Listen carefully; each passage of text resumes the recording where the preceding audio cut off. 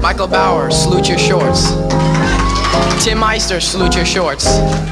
Sean O'Neill, Clarissa explains it all. Ryan Reynolds, 15. Josiah Traeger, Big Brother Jake. And Jason Zimbler, Clarissa explains it all. And the award goes to Michael Bauer, salute your shorts. All right, you are listening to the Warrenk Show, and today we have a very, very special guest by the name of Michael Bauer. He is a famous actor, best known for roles like Dude, Where's My Car, Evolution, The Wonder Years, The Willies, Dark Angel, the list goes on. And we've kind of formed a bit of a friendship, and it's just so cool to be able to have that with you and to get you on, Michael. I really appreciate it. No, thank you, man. You're always coming through. Honestly, you're supporting me in many ways, emotionally. And I can't thank you enough. And it's cool to meet somebody and, they come out of their way to help you, support you. And then you kind of become good friends because you like their chemistry, and it's really cool.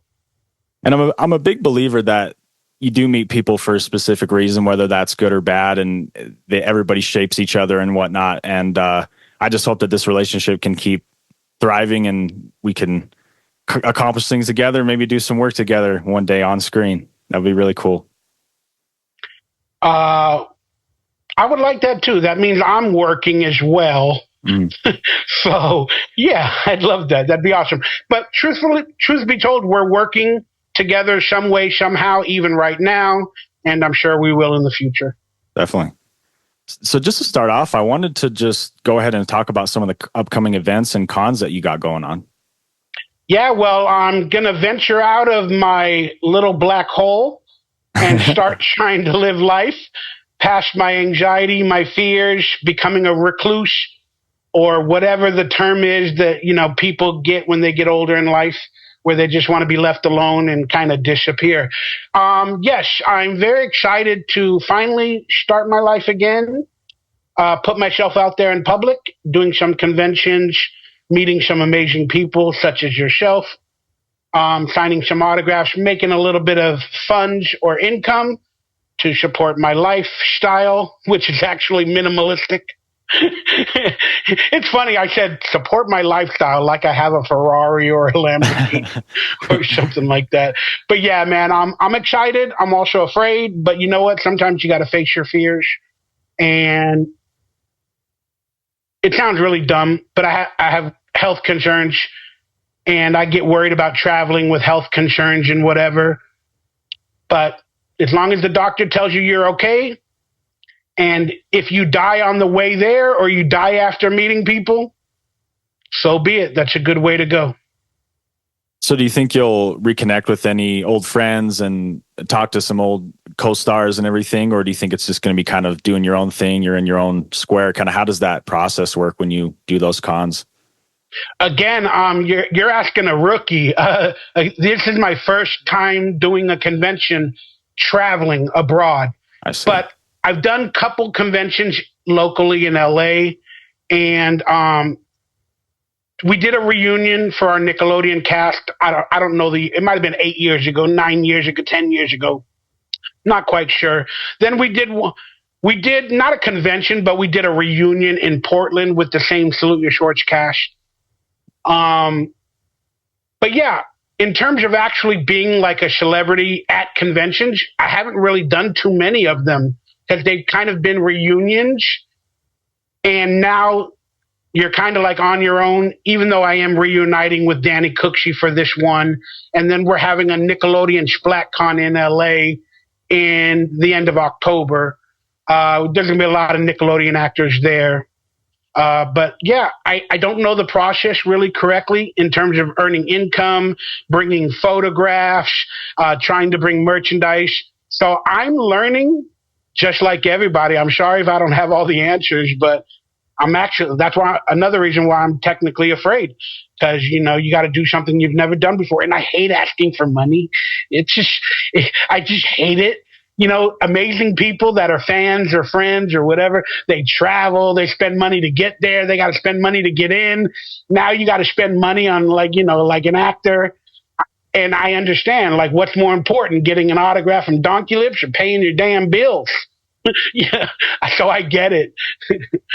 That's straight facts. I kind of I can relate to that just because I know that people do pay a lot of money just to get there, and so when they get in line and you get, and you know, all the experiences when I've been to cons have been great. It's usually the people that are running the booths that are like handling your merch and handling all that stuff. Those are the kind of people that I feel like kind of get, like, kind of look at you a certain way when you don't want to spend that money or whatever. But meeting everybody that I've met at cons has always been a great experience. But I do wish that it was just a better, maybe, business model. I don't even know. It's hard to make those numbers crunch in the right way and try to like figure out how you're even going to make that work with ticket sales and all that. It's just a hard process, but yeah, it's a cool thing. Yeah. One reason I didn't mention it, but I have like a convention horror story, if you will, pertaining to me. So it made another reason why I kind of didn't want to do conventions. But, you know, when finances come around and you got to start doing something in life, you have to do it. But when I was younger, maybe about 10, 12, 15 years ago, when the convention circuit started getting really huge for actors and entertainers, I was dating a girl who, she liked horror movies and she was going to these conventions. So I started going with her. And then I saw a couple people. I mean, I love everybody. I want their autograph, but I don't have the funds, even as an actor. But then I saw some of the people that I admired, like, sitting at a table and nobody was around. And they were like looking for somebody to buy an autograph because they want to generate income as well. And that's how I saw it. I was like, oh my God, I love that person. Oh, but they look lonely. They look like they need money, you know? And I'm like, is that a good feeling? Because they're not literally working in television and movies. A lot of them are not. So they have to do the conventions. But I felt that image like it might have been misery. And I was like, it ruined my image of that particular person. You know, because I had the vivid good memories of the TV shows or the movies they were on. And then I saw this adult person that looked different. And it just, I was like, I don't ever want to be that guy. So I always tried to stay away from conventions. And then we had a reunion at Stanley's Kamikaze, like I said, about 10 years ago. And we had a reunion for my show. So I went. It was a great time. And, you know, it sold out. Then we had to sign autographs and T-shirts at a table. But they had an individual line for every actor from our show. You know, people would have to get in every line to get our autograph. And then I had a really big line as opposed to some of the other actors. And it like wrapped around the block, or not the block, but like the little area. And then, in a funny story, it messed up Lou Ferrigno's line. But it was just one of the coolest moments that I ever had. So the convention, it went well. I met amazing people. And then the convention people hit me up and they said, hey, you've done a little bit more work than some of these other actors on your show. And they approached me and Danny Cooksey, and they're like, would you like to be a singular guest next year where you get your own booth area and you can sell merchandise from all the other shows or whatever? And I was like, heck yeah. So when that time came around, I didn't have any merchandise or photographs or T-shirts, you know, so I had to do whatever I could to try to build up a brand. And I did. And I spent like $2,000. And then so I went to the convention, set it all up, and I was there for 2 days. And then I had to hire somebody to take the money for me in my line that I thought I was going to have. And then I promoted the best out of it, but I don't like to take money and I don't want to deal with the finances. And at this convention, the actors are supposed to take their own money. Some other conventions, they have, you know, ticket sales, or I don't know how it works yet. But long story short, so I was sitting there, and yes, some people came and visited me, bought some shirts and whatever. And then some people were like, who are you? Who are you? I didn't really have a big line, and I thought I would have based off of the previous year. And I had the Sharknado actors next to me, and they had lines. They had like lines around the area. And I'm like, all you did was, I looked up their history. I'm like, Sharknado 2? You got like that many people? I was on Wonder Years. I was on Evolution. I was on Dude, Where's My Car? And then they're looking at me like, who are you? Looking at my posters and my banners like, I ain't going to spend $15 for you. I want this guy from Sharknado. I was flabbergasted. So it hurt my ego. And then at the end of the event, after 2 days of doing it, sitting there for like 7 hours or whatever it was, or 14 hours in total, I made like $500 at a big LA convention. Yeah. That disheartened me. I was done. That means I lost money because I had to pay the people. I had to buy the merchandise. But then I went online, put all the merchandise online, and I sold out within like 2 months, But it was just weird that, like, in person at a con, I wasn't able to do a lot of numbers. And then people gave me advice after that. They're like, no, you need to do the conventions like out of state, because those big popular actors, and there's so many big popular actors that are more current than you are in LA. And, people want to get them. They're just off of that hit TV movie or that hit TV show. They're not really the 90s people or the retro people. So when you go to like Missouri, Ohio, Denver, Colorado, wherever the case may be, people prepare for that. And that's their moment, is to meet you, because they're not getting most of the time, they're not getting those big popular actors at the moment. So they're able to at least see you on a cheaper amount at a smaller convention. And they love that. So people have told me they're going to come out, and, once I get myself out there, financially things will be better. But that's interesting. I was just going to say, I'm sure it has a lot to do with just the fact that as generations go on, certain things die with certain generations or whatever. And so I think a lot of the time when I just look at all the stuff that's kind of coming out now, and I'm not trying to diss on Hollywood or anything, but man, like the good stuff was in the 90s, bro. And like the 2000s. And I mean, that was like the peak of Hollywood, in my opinion, at least what I experienced and what I have access to and watch. But you were brainwashed by somebody to start watching this stuff. Mm-hmm. Who would that person be that kind of got you into the culture?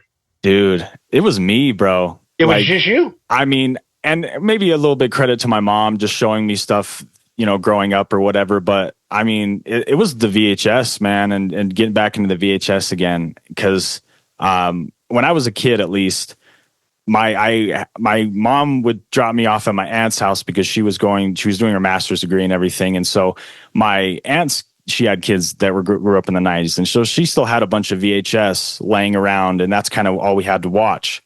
So we would always go watch all the VHS and shit. And that was my intro. I was probably like maybe 7 or 8. This was like late 2000s. But I just always remembered that. And so going back when I grew up and, had my own house, I'm like, shit, dude, like I'm going to, start collecting all this VHS.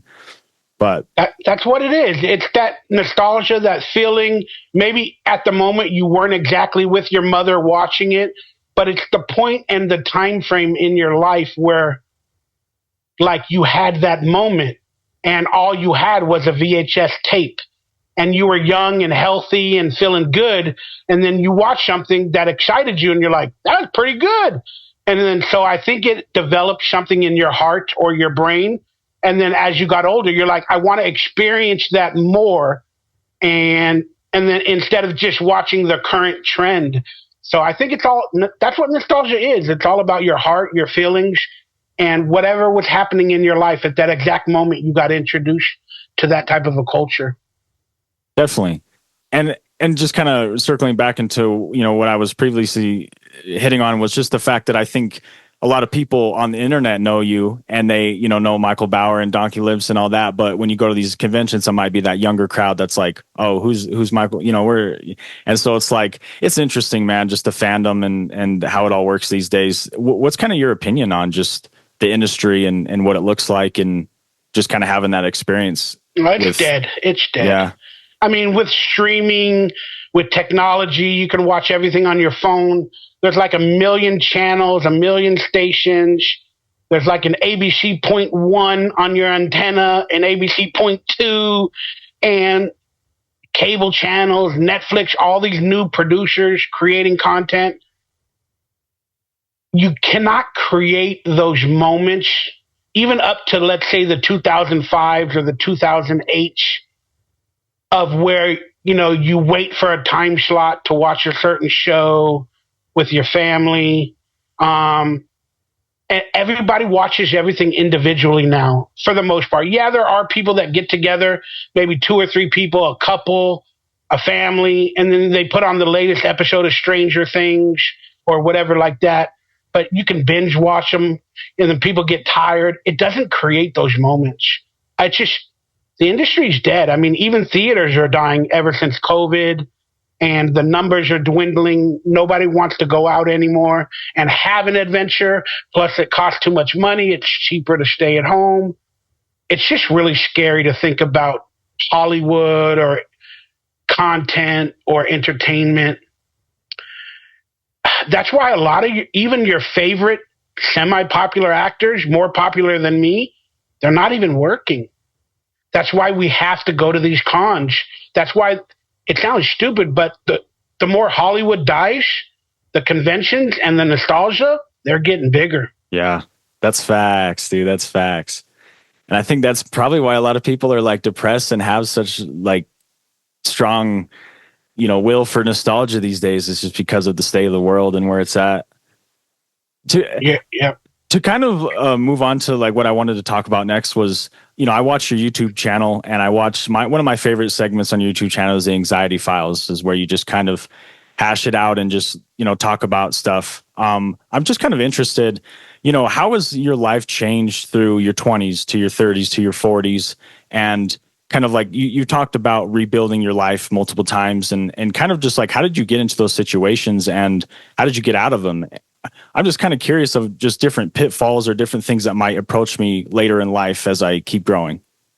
I mean, everybody's pitfall is different. By the way, that's a good game on Atari. The 2600 is a game called Pitfall. Go check it out. It's pretty fun. But again, everybody's journey is going to be different.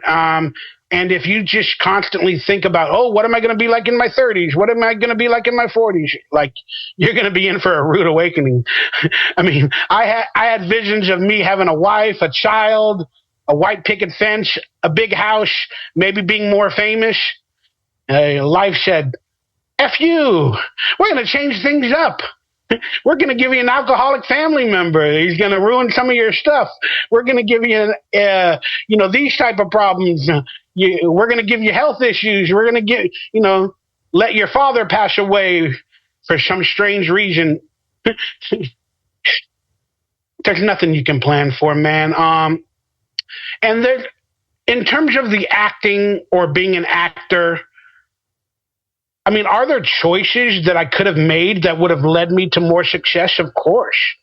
But growing up, in my 20s and 30s, I had all the exuberance and energy in the world. But then again, life kicks in. Then you start to, whatever you had growing up starts to come out. Like, I had anger management problems growing up that I never realized till I was probably officially like 30 or 40. Dealing with an alcoholic family member. But, I had some violent tendencies. And then I had a girlfriend or two that cheated and lied. And then there was moments where, like, I push, I shove, I slap, whatever. It's really, and that's not who I was raised to be. And when you find out that you have always had anger issues, it's kind of a shock. You're like, wow. And then you start thinking about your past. And when I was younger, my father would make me a meal. I know it's a little different of the topic, but now that I'm alone a lot, I'm thinking about my life, and I'm like, where did it all come from? Did I know I had anger issues? Did I know I have anxiety? Did I know I have fears? Not really, in my early 30s or whatever. And then I start thinking, my father made me like food. on one occasion, I just remember it. And he made mashed potatoes. I think it was like corn and peas and probably like a chicken fried steak or something like that. But then I got mad at him and I threw the plate at him. Why would I do that? Well, in my mind at that age, I was mad that he didn't make it perfectly like he normally did. It wasn't brown enough or whatever. And then the peas and the corn were kind of mixing with the mashed potatoes. And I just felt like I don't want to eat this crap. And I guess I had a standard or something. And then that was also a little bit of OCD that was showing itself. So I just remember that moment that I threw a plate of food at my father for what damn reason. So at the moment, we handled it and everything was okay. But little by little in life, I started realizing I had a lot of issues, anxiety, fears, and it all culminated basically in my, let's say, late 30s till now. But what can you do? Seek therapy. I mean, you just figure it out. Don't do drugs or alcohol. That's not the route. That is not the route. But yeah, I hope I answered your question, or I might have forgot something. Let me know. No, definitely. And I don't mean to hash it too out and whatever, but I just relate to that because I had a moment a couple weeks ago where I kind of got to a point where I lost it at work and kind of had a little tantrum and got really pissed off. And I'm just kind of like, man, I haven't been this pissed off and this mad since I was a kid, And it's like, where did that come from, man? I didn't even know that was still there, And it's like, holy shit. And so sometimes it's just scary because you think things are over and you think things are done, but they come creeping up later in life and whatever. And you got to be aware of that. Yeah, one of the things, since you mentioned it, something happens to our body or our brains with people that really suffer from whatever it may be, like endorphins, or something happens to our blood, it boils, or you get energy or whatever, and then you want to go all out. You're like, I'm already in that mode, I'm already pissed off, so let's take it to the extreme.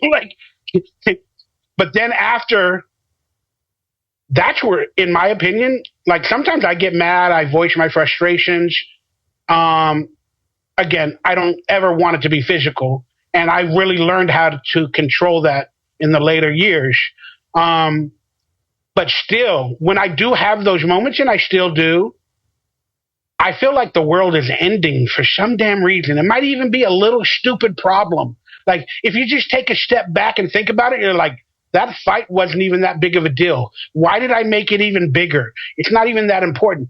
But for some reason, with anxiety or whatever, I think about it for 24 hours. Oh, I think about every moment. I could have said this. I could have did that. Why did I act like this? Why did I do that? I overthink, I this and that. But it still bothers my body. And if we haven't resolved that problem, then I feel even worse, because apparently I'm the type of person, I need resolution at that moment. Even when we're fighting, I need to figure it all out, continue yelling, and I need resolution for my brain right at that moment. And you're not going to get resolution on a lot of things at that moment. That's why they tell you, take a step back, take a breather, walk out of the room, then, calm yourself, and then you can come back at a better place and hopefully get a resolution. But for some reason, when I am in that situations, I want a resolution now. You ain't walking away. Let's fix it now.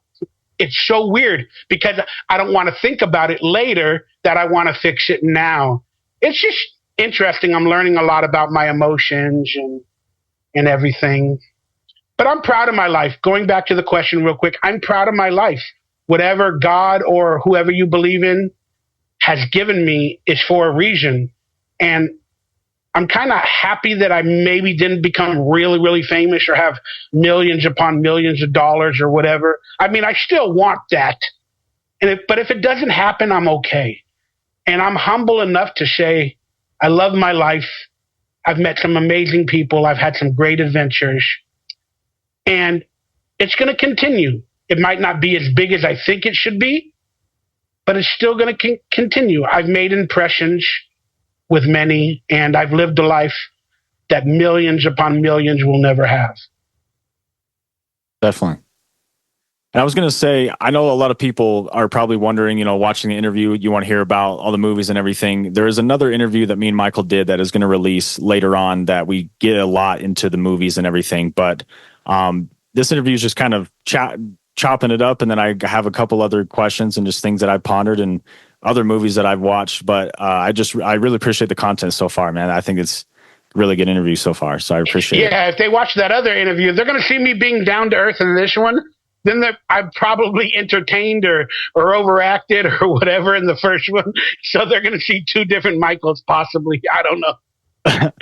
But to kind of transition into the acting world and all that stuff, when you can recall back to all the experiences you've had on set, like what was it like shooting on set for the first time and kind of entering that world and learning all the cues and and another thing I've wondered is how do you not look at the camera when you're on set, How do you learn those things? I can tell you're very interested in this world. Like we talked about last time, you're very interested in this world. And again, the stories are like, you're like, what was it like your first time on set? I mean, sometimes you're so young, you don't really recognize it. You're looking at it from the lens of somebody who wants to be in that world. So you think that I have like this vivid memory of that exact moment and I have these stories, but I mean, I do, but I'm sure for myself, it wasn't that huge, but I always wanted to be an actor ever since I went to Glee Club. My father was working. He needed to pick me up, like after 5:00. And so I needed something to do. So I would watch the Glee Club have practice in their auditorium. And we don't need to get into how I became an actor again, but I didn't really want to be an actor. I just didn't want to be bullied, hang out on the side or on the streets or whatever. I just wanted to be in the auditorium watching people learn and perform. So then I fell in love with that idea of being on stage and nobody judging you or bullying you or whatever. Like you become the star. You become the center of attention. And they're watching you. So they're not going to bully you because they paid to probably watch you. And then, like I said, I did a play, eventually became an actor, and then it took 2 years of studying and going to classes and going on these auditions, and then I finally like booked a job.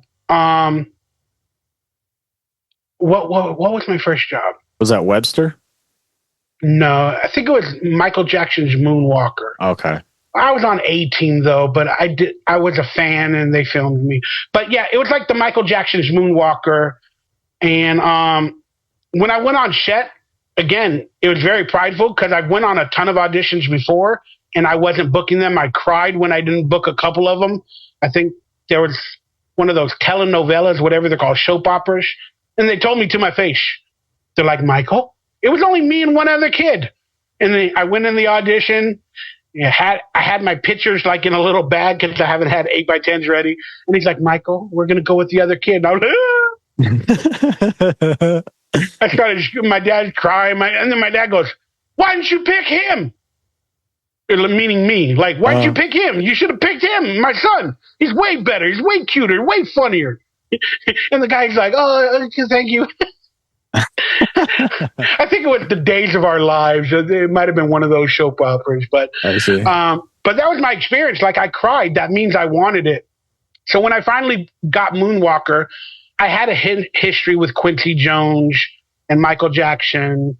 So they got in contact with my agent. But when I went on the set, I knew it was with Michael Jackson or his people, and I was excited. I mean, I was thrilled like a little kid. I was running around. And it never made that, the floor or the cutting room floor. That's a story for another day, but I was excited. And then I think we mentioned this last time, but the first time I felt like an actual actor was when I was in a trailer with Martin Sheen rehearsing lines for a movie called Captain Nuke and the Bomber Boys. And like that was the time I felt like an actor. And then I started to try to relive all the memories. And I was a fanboy, so I started taking video cameras to the sets. That's right. And I did respect everything I did. but I don't remember every little job and every little moment, but I wanted to be an actor. So I just knew I was excited and I was thrilled. And then what was the other question? How do you not look in the camera? Yeah. I think it's kind of easy when you went to acting classes for like a year or two before, you start to learn that. Plus they film you in acting classes and they teach you the skills and stuff like that. But like I said, I also did a play at school, and in the play, you're not looking at the audience, you're performing with the other actors. So I already had that history built up before I got a job. But there are techniques when they do close-ups. Sometimes the camera's like right here, and then you're supposedly talking to the other actor in the scene. And depending on where they are on the stage, they're not even there in real life. You have somebody reading their lines, but it's a close-up of me, and you have to look in a certain area. But in real life, they would be over here. But for the camera, the way they put it, they got to be like in the middle of the camera, like right above the camera. So one of the techniques is to not look at camera. So if I'm looking at different actors in a scene and they're doing a close-up, is to just have a feeling for the left side of the camera, the right side of the camera. And then when you're looking, you're going cross screen, you look at the left, and then you get you have a peripheral vision of the camera, and then you go, you get it, you avoid it altogether. You take your eye line, you don't even look at the camera. You look at the camera, but you don't look straight at it. That makes sense. And then sometimes you can put little stickers, like a red sticker on the left side of the camera, because they got these little plastic pieces. You put a sticker there, and then another sticker here, and then that's where you can get your eye line. So if you don't have to cross the camera, you just have them put a little sticker, like a red sticker. Oh, that's the actor I'm talking to. Even though whoever's saying the dialogue on the left side, as an actor, I'm like, huh? And then they say the dialogue over here, I can't look over there because the way the camera's positioned, I have to look right there at that little sticker. So then you find that sticker. You find that sticker, and you avoid the camera with your eyes. You find the sticker. It's a little trick you got to teach yourself. It's like running a marathon. You got to practice, practice, practice. That makes sense. What about tips for memorizing lines and stuff like that? How do you memorize a big script? Yeah, well, for the people that were born with like those memories that can remember everything, that's fantastic. I say read it, read it, read it, read it, read it, read it, read it, read it. Then and read it like 15 times. Then point it. So that way you understand what is happening in the scene. These are techniques that you got to do. You got to read the scene like multiple times. Then you got to, in your mind, find if there is a joke or if there's a dramatic moment or if there's something that you're going to say that will progress the movie. Like, you know what? And I think somebody got murdered. It's like those little moments in the words. Sometimes the writers put it in bold letters because they want you to emphasize that moment. So you got to learn all those little words that might be in bold or that end a sentence, or that might come later in the movie or whatever. You got to figure that out. But sometimes you don't get the whole script, so you don't even understand it. You get like 5 pages. And sometimes you get big monologues. So that's where you study the technique, is through classes and cold reading techniques. That means where you grab a script and then you just read. You read as you're acting at the same time. And you only do it once or twice. So that kind of prepares you to learn how to act while you're reading it. So you start to learn the nuances of that. But in terms of memory, for a real audition, sometimes the first audition, if you're ever blessed to have one, they don't want you to be off script. They tell you that, but technically, you might have a day before, 24 hours before. You might not have the script till the night of, till that morning's audition. But they always tell you, try to be off script, try to be off script. But in my opinion, it's a little trick. You try to be off script. You try to learn it as best as you can. but you always hold the script in your hand, because that way you know it like 80% or 70%. And then if you have a problem while you're reading, you can just know the area it is on the page. And then you just, let me act again. Let me look at the page and let me act again. And then they think, wow, he did a really good job. We just gave him the audition yesterday, and he did a pretty decent job. And he was reading from the script.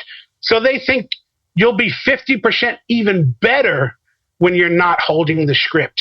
Even though technically you're holding it just for looks. You get it? It's kind of a mental thing to teach them that, dude, he did really good and he was holding the script. How much better will he be if I call him back and he doesn't hold the script? It's one of those little tricks that sometimes works. But always memorize the script as best as you can. And if you got a lot of time, even better. And then the final trick to memorizing is reading a lot. And then, like I said, setting the script down and then trying to do it in your head. Or if you have a partner holding the other script, start it from scratch. Place the script down. And if your first line is, hey, what are you doing? Then you go, action. Hey, what are you doing? Then hopefully you have somebody there to train with you. Or if not, you do it in your head. Their other lines. Learn their lines and your lines. That way you know the placing and the timing.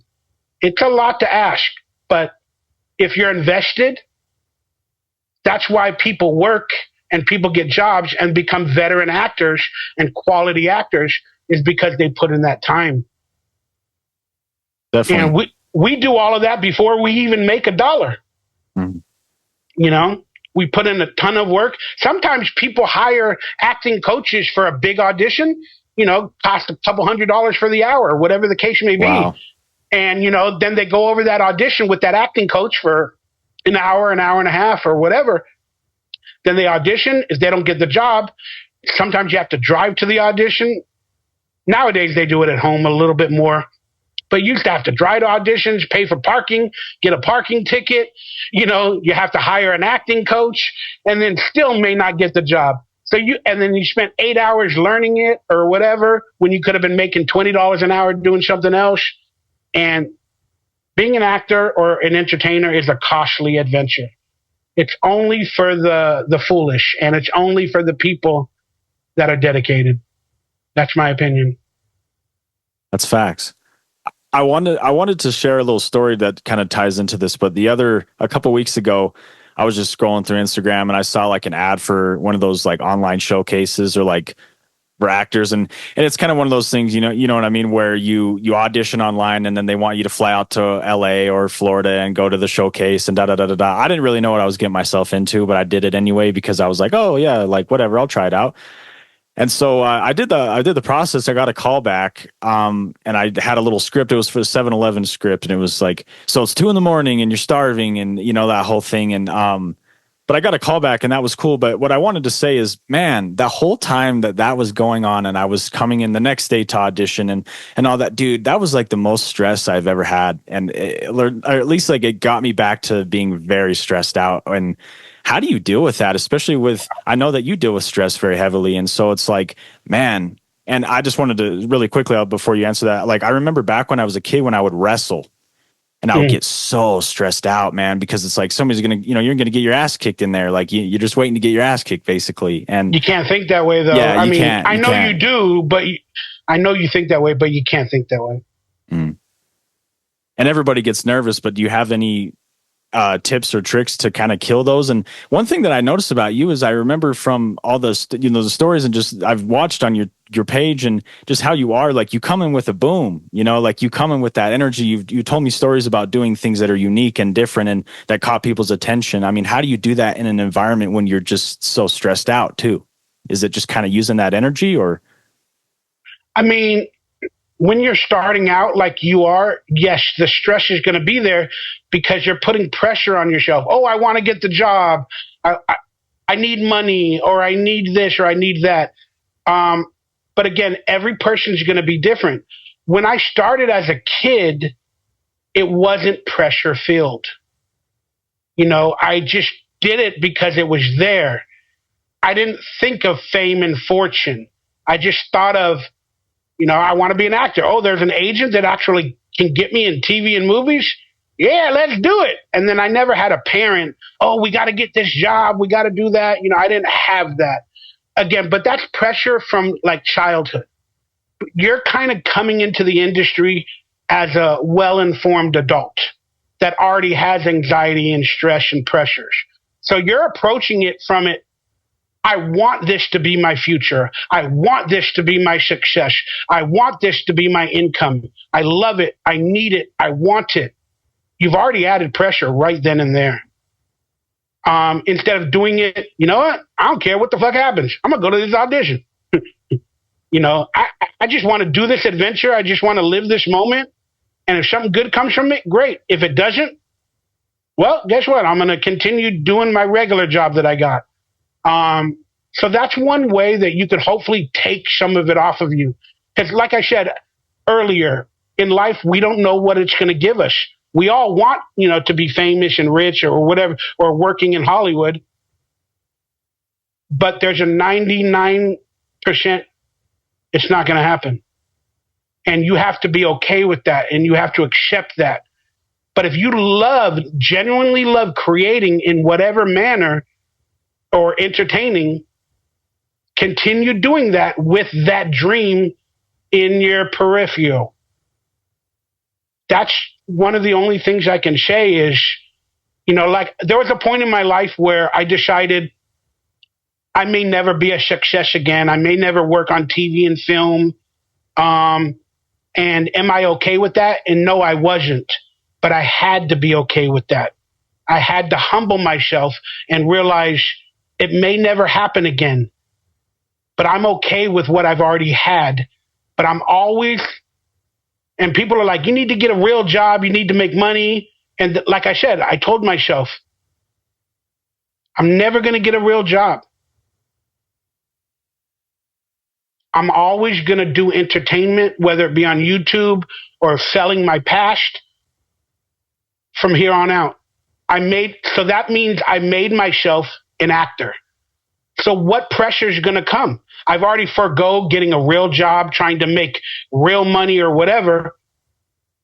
And I made it my life choice to become an entertainer for the rest of my life, whether it be on YouTube. And then if I don't get famous again, or I don't get a TV show or a cameo or whatever, I'm okay with it. Like I said, I made that choice because I was born and am an actor, an entertainer, maybe a future director, whatever it is. And it doesn't have to be mainstream for me to feel confident.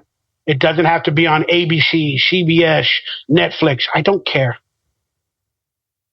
It's fair. And it's inspiring, man. I love your story, Michael, and you are just very inspiring to me. And you've pushed me and motivated me to do a lot of things and take control of my life. And, so just keep pushing, dog. And, it's noticed. And I noticed how it's hard. It's hard. Try to get rid of when you go to like auditions or showcases like that. First off, there's a lot of scams out there where people are just, I wouldn't call it everyone a scam, but like, if you really want a leg up in Hollywood, I mean, there's no right path. I mean, some people are discovered in an arcade, like the kid from Terminator. Some people are discovered in acting classes. Some people are discovered at high school theaters. Some people are discovered on comedy stages. But what did I just mentioned, if you look back at everything I said, except the arcade, people are putting themselves out there. They're going to classes. They're going to showcases. They're going to comedy clubs. Or they're making YouTube videos or with doing skit comedy or sketch comedy. They're all doing it. Every story is going to be different. But you got to really do your research nowadays with whoever's putting on the showcase. Do they actually have a history of a lot of projects that are recent in Hollywood or wherever, or are they living off, 30 years ago and they're not actually working anymore? So then you got to think, well, am I giving this person or these showcase people that are watching or whoever they are, hopefully they announce who they are, and then that way you can do your research, because it might just be some, 80-year-old people from the industry from the 1960s. And they have a leg up and they know a few people, but they don't know as many as the more current people. And so you want their resume to be a little bit current and them to be working, recently. And you got to do your research, because you don't want to fork out hard-earned money that you truly need to do one of these showcases with not ideal people that can honestly not give you a leg up. And there are acting classes that have a stage night. You just got to look for them. And then they have an agent night, at the end of the acting class. Like you go to acting class for 8 weeks or whatever the case is, and then you perfect a scene or something like that, whatever direction you want to go.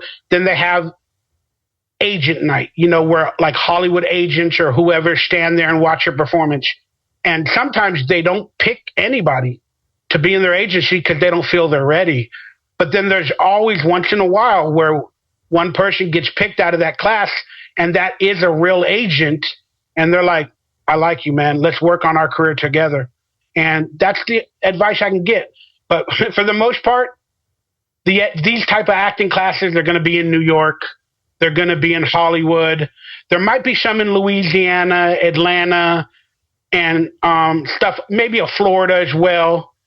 But, you're not going to find these really legit acting places like in, the middle of Ohio per se, or, so you might have to travel and maybe stay in LA or wherever for a month or two if you have the money or save the money, get a hotel, start doing that stuff, taking a little adventure for 3 months or 4 months in LA, But like I said, it comes at a cost.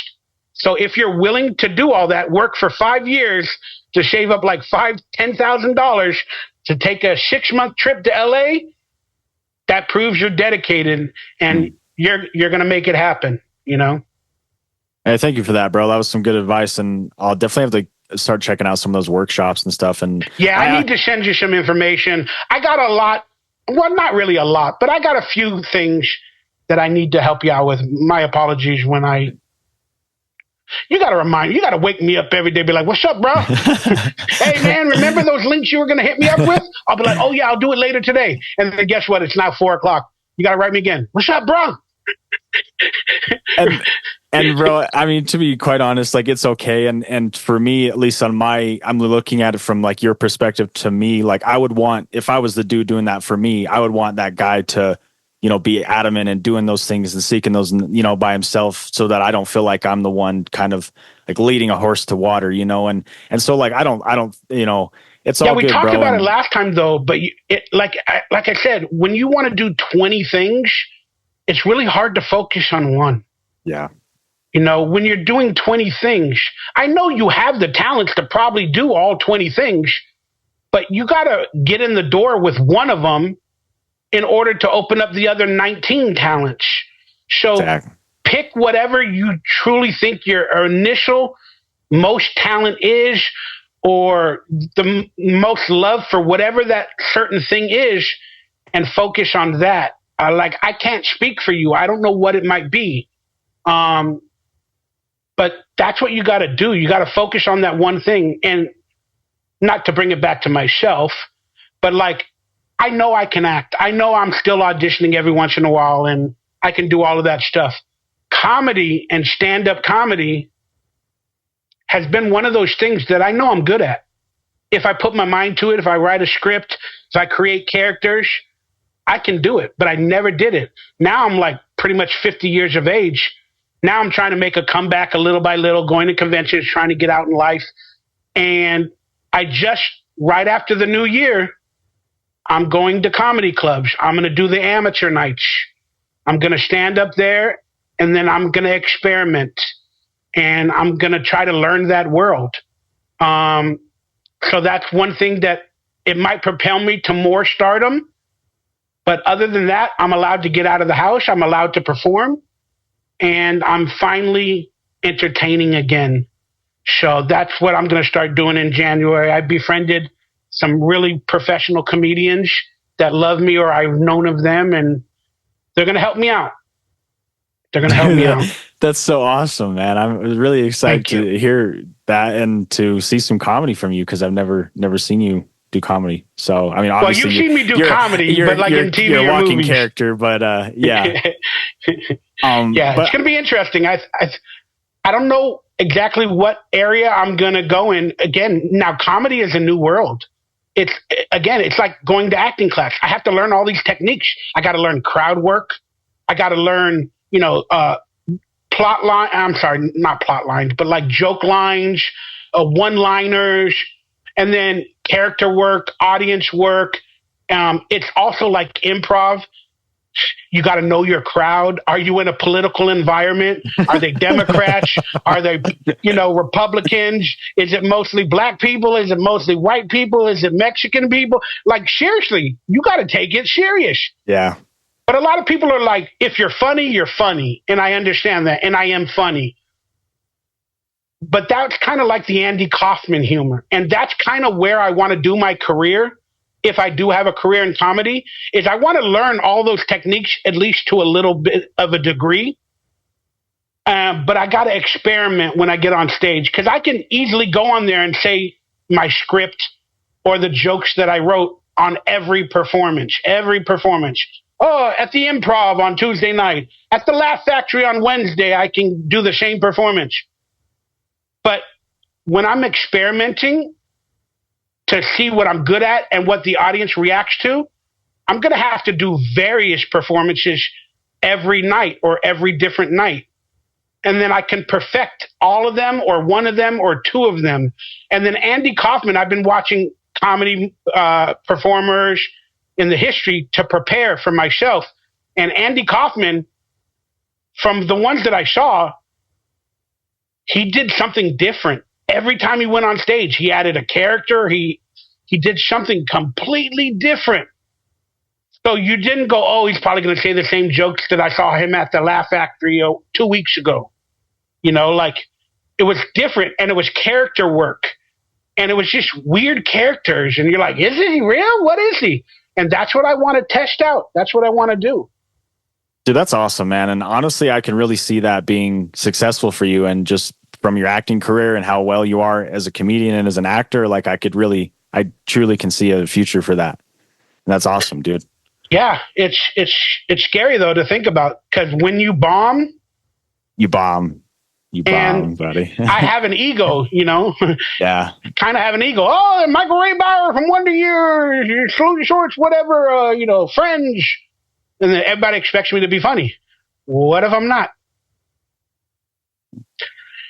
It's something scary to think about. But, and I've done a couple of experiments back in the days, but I didn't continue. I kind of gave up because, again, it's a lot to travel somewhere. Now I don't even have a car, but it's a lot to travel to the location. And some of these places you have to wait in line. Like you have to wait in line in the middle of the day, like at 12 o'clock. And then, then for that night's performance, then the producers or whatever, they come in from lunch at 1 o'clock. Then they walk out and they look at the crowd and then they pick like 5 people to do the amateur night. So you got to be one of the first 5 in line. So you got to be there at 10 o'clock in the morning, 9 o'clock to get in that line to get those 5 minutes early on in the show. And that's a lot of work. And people are like, but people. No, I need to earn it. Yeah. Like, that's it. I need to fucking earn it. If I can get a performance in a smaller venue where I get 10 minutes because I know somebody, then great. But I'm not a headliner yet. I'm not an opening act. I am just learning comedy. So I need to earn my stripes. But it's a long day because, like I said, you get in line at 10 sometimes. Maybe you get the top 5 spots. And then you got to come back at like 6. You get it? So you're in Hollywood all day and you got to buy lunch and dinner. It's a long freaking day, man. That's crazy, bro. For earning no money, you know? So that's one of the issues with it.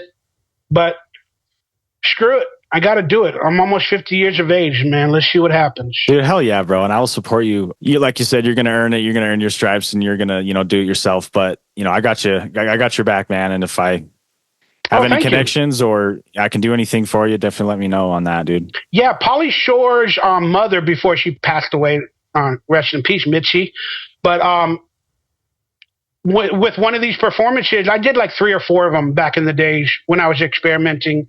And I knew Pauly as well, but I didn't use him for a leg up. I waited in line, did the amateur night, and she would watch, because she was the owner of the club, and she would watch all the performances and then the amateurs. And then if she walked up to an amateur and she said, "Hey, can you come back tomorrow?" It doesn't mean you're an opening act. It just means she wants you back again, and she saw something that she wants you can improve on, or she likes, and she wants your character back. And so one of these performances that I did there, Pauly wasn't even there that day. Mitzi came up to me and she's like, "Think you can come back next week?" I was like, "Yeah." So I did, and I did like another crazy character. And then she said, "Perfect an act, no more experimenting." And then I was like, okay, that was the only advice she gave me. No more experimenting. So she thought I perfected something, or I can perfect something from the 3 or 4 performances that I did at comedy clubs. And because when she says no more experimenting, that means she believes I'm an act. Mm-hmm. So no more amateur night, no more experimenting. But she didn't ask me to come back. I think that was her way of telling me no more experimenting, create an act, wait in line again for the amateur night, and then do whatever that official act is. And then she'll see me again, and then she'll be like, "All right, let me put you as an opening act. Instead of 6 o'clock, I want you to perform at 7:30 or 7:45 when the main acts come on at 9 or 10. You know what I mean?" Mm.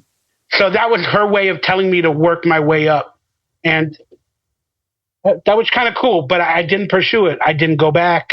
Not that I was disheartened. I just didn't really care enough at that point in my life, But yeah, brother, get back on that horse. And I think that's a great opportunity to just get back in the limelight and get, kind of all that buzz coming again of just picking up a hobby like comedy that you've experimented with in the past. And yeah, comedy's coming back. That's one of the reasons why I do want to do this. Uh-huh. Because the political culture, the cancel culture, the Me Too culture, the racist culture, whatever you want to call it, comedy, you couldn't say things on stage. Comedy is our last line of, like, let's call it freedom of speech sometimes. Mm-hmm. It's our last line of freedom of speech.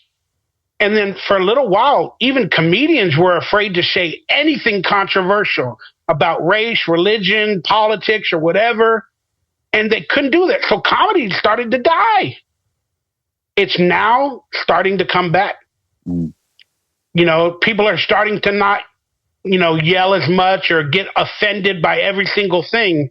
And now comedians are even fighting on stage. "Oh, you didn't like my joke? No, you shouldn't have said that about Trump, or you should have done this about this. Get the fuck out, you fat bitch." Mm-hmm. And so you get it. Now comedians, some of them, are finally learning to come back to whatever their comedy is. Some of the stuff is not comedy to me. I used to watch Def Comedy Jam. I'm sorry if I'm going too long, but I used to watch Def Comedy Jam, right? And people loved that show. But a lot of the comedians on that show, they were famous and popular, but all they kept joking about was sex or race or whatever. "Oh, he's black, she's white, this is that." Or, "I had sex, I need my ovaries back. Oh, he ate my vagina, he ate my pussy good." He had a big dick, and then back in those days, I was younger, so I was enjoying it. But as I started to think about the craft and what real comedy is, I don't want my comedy to be potty jokes of those nature. Uh-huh. It's not funny to me all the time to talk nothing about, sexual body parts. Like, I mean, yeah, if you have a body part joke here or there, but you need to bring in real comedy. Because I grew up watching Richard Pryor, Eddie Murphy, and their comedy specials, they talked about McDonald's, and Richard Pryor, he talked about drugs and stuff like that. But they had like real life comedy based off of their life, their experiences. And then sometimes with some of these comedians, They have to do it political. They have to do it racial. And it wasn't working for a while.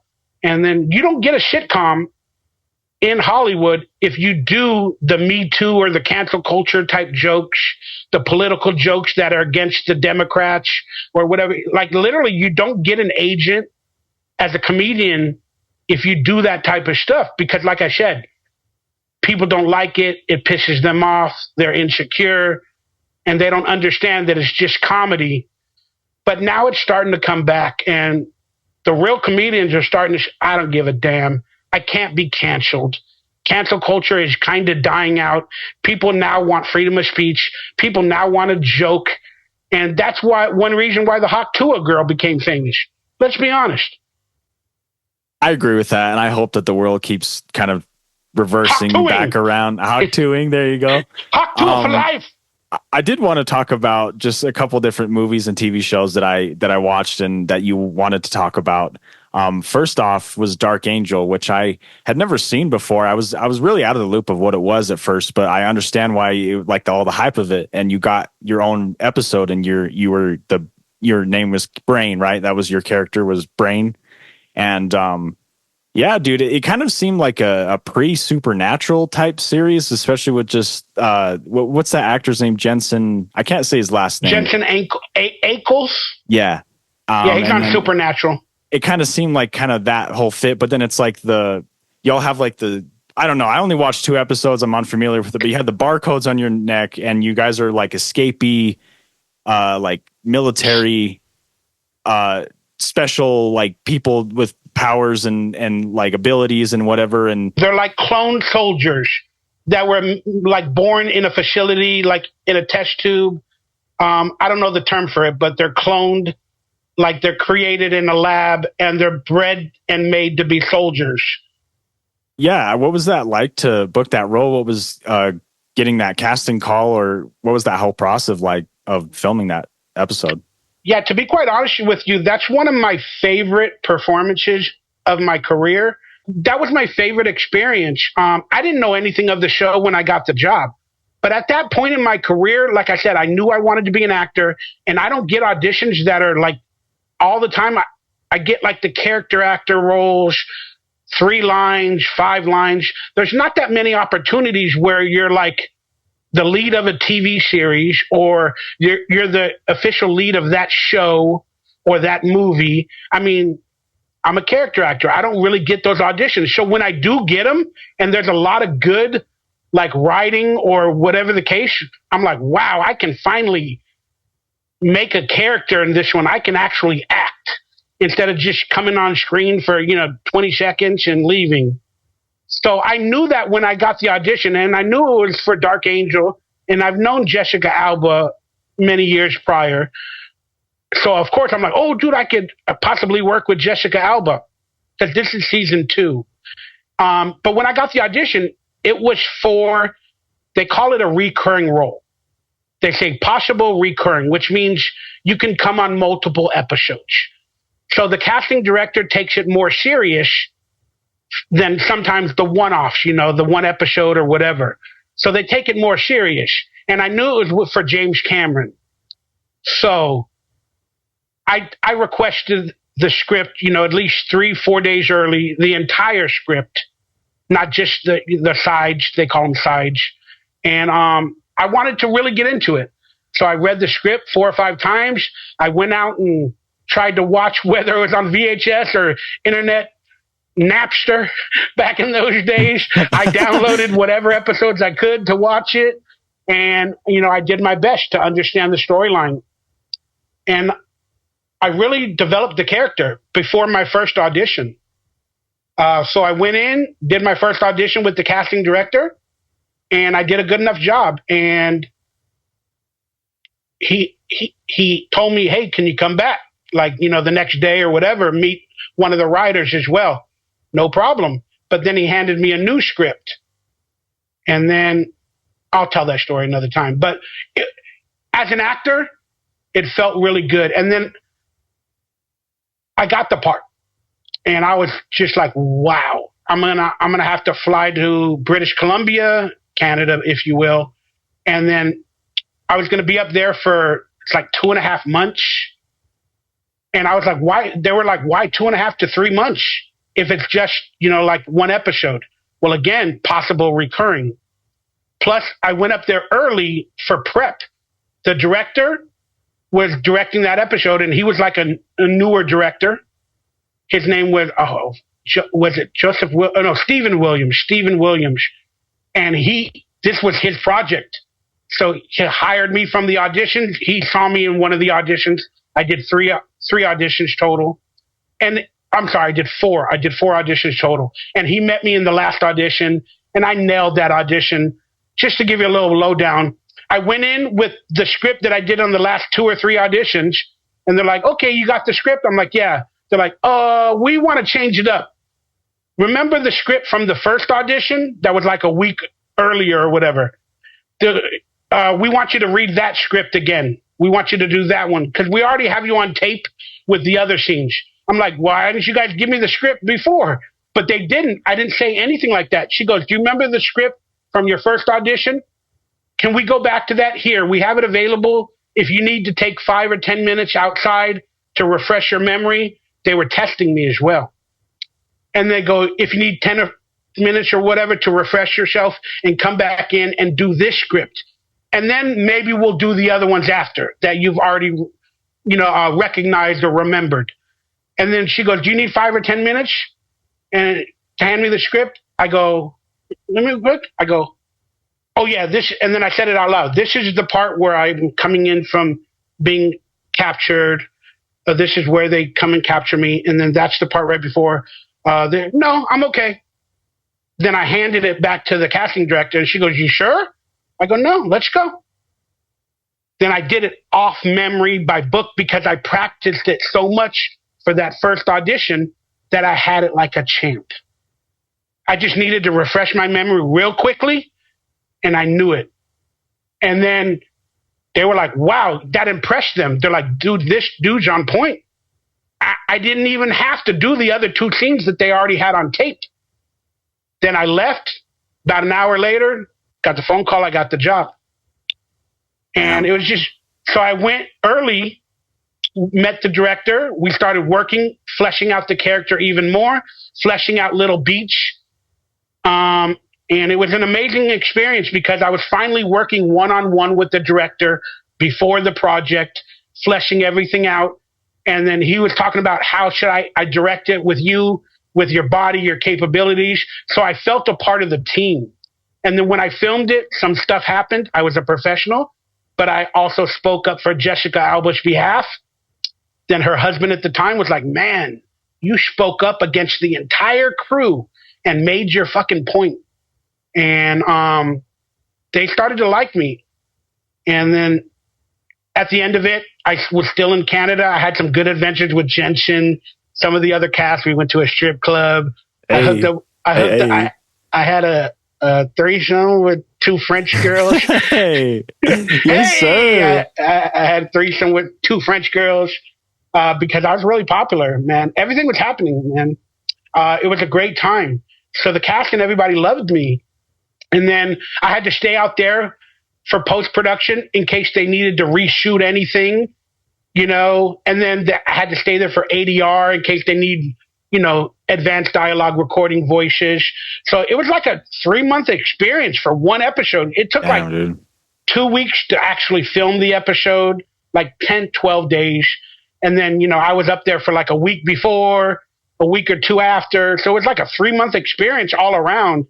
2.5 maybe to 3 months. And I had my own penthouse at the Westin. I had my own penthouse, man, buying Thai food every day. They were paying me like $100 per diem every day. It was hard to pay my bills from abroad, though. I had to walk to these little places. How do I send a cashier's check from Canada, to pay my bill, my AT&T bill in the mail? The cashier's check might say, Bank of Canada. Will they accept it in America to pay my phone bill or whatever? It was nerve-wracking. It was weird. Yeah. But it was a great experience, and I'm so proud of the performance. And James Cameron called me a couple weeks after I got back home, and I was in my car, And we had cell phones then. And I pick up the phone. He's like, man, speak with Michael Ray Bauer. I'm like, yeah, who this? Because I was feeling myself around that time. I was booking up X-Files, Evolution, a lot of things that was happening in my life around that time. And I'm like, who this? He's like, this is James Cameron. Can I speak with Michael Ray Bauer? And I'm like, yeah, this is James Cameron. I met him at the audition in an alley. Again, that's a story for another day. We only talked for a couple of seconds per se. But he's like, can I speak with Michael Ray Bauer? This is James Cameron. I'm like, yeah, it is the king of the world, huh? Yeah, right. I thought it was a joke. And he's like, I guess I'll call you back. Then I took a second. I said, I think it fucking is him. I just did Dark Angel. Who would be calling me making fun of, James Cameron? I go, I'm sorry. Let me pull over. I pull over and he's like, Michael, we just saw the first rough cut. And I just wanted to say, you struggled at first, but you pulled through like a hero.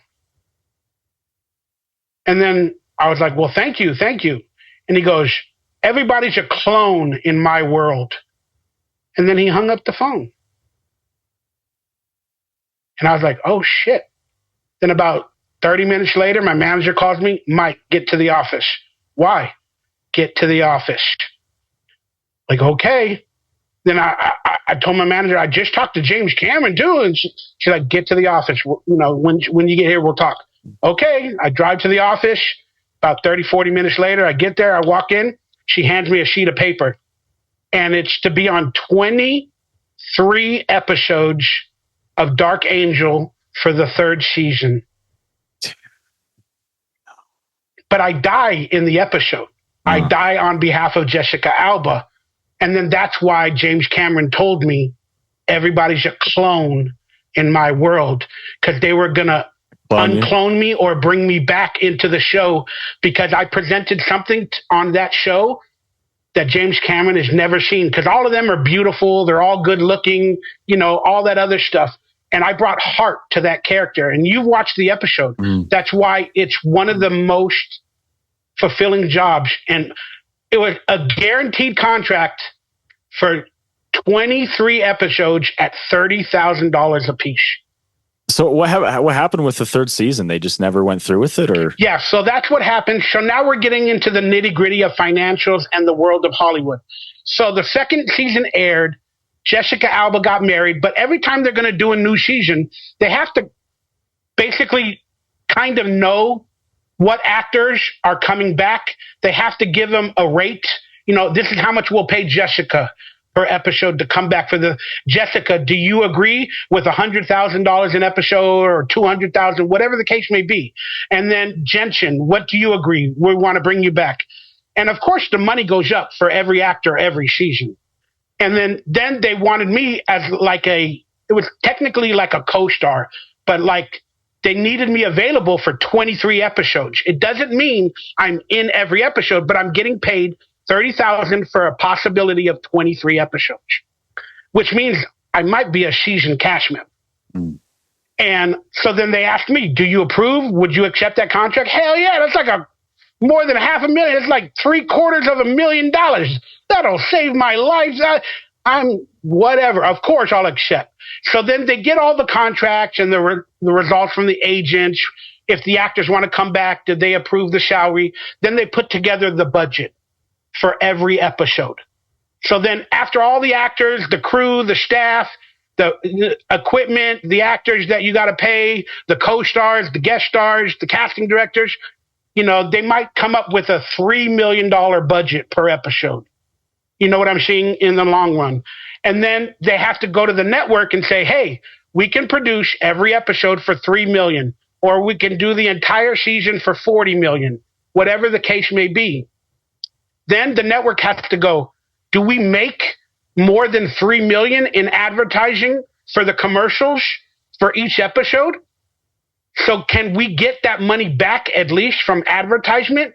Let's look at the ratings for the first season. Let's look at the ratings for the second season. Can we sell advertisements at $1 million a pop? $300,000 a pop? Will we make $3 million in advertisement from the companies willing to pay that amount based off of the ratings or whatever. So then if they don't see a clear path to making money, and if they're going to lose money in advertising to continue the show and the ratings are technically lower than they want, we're not going to do it.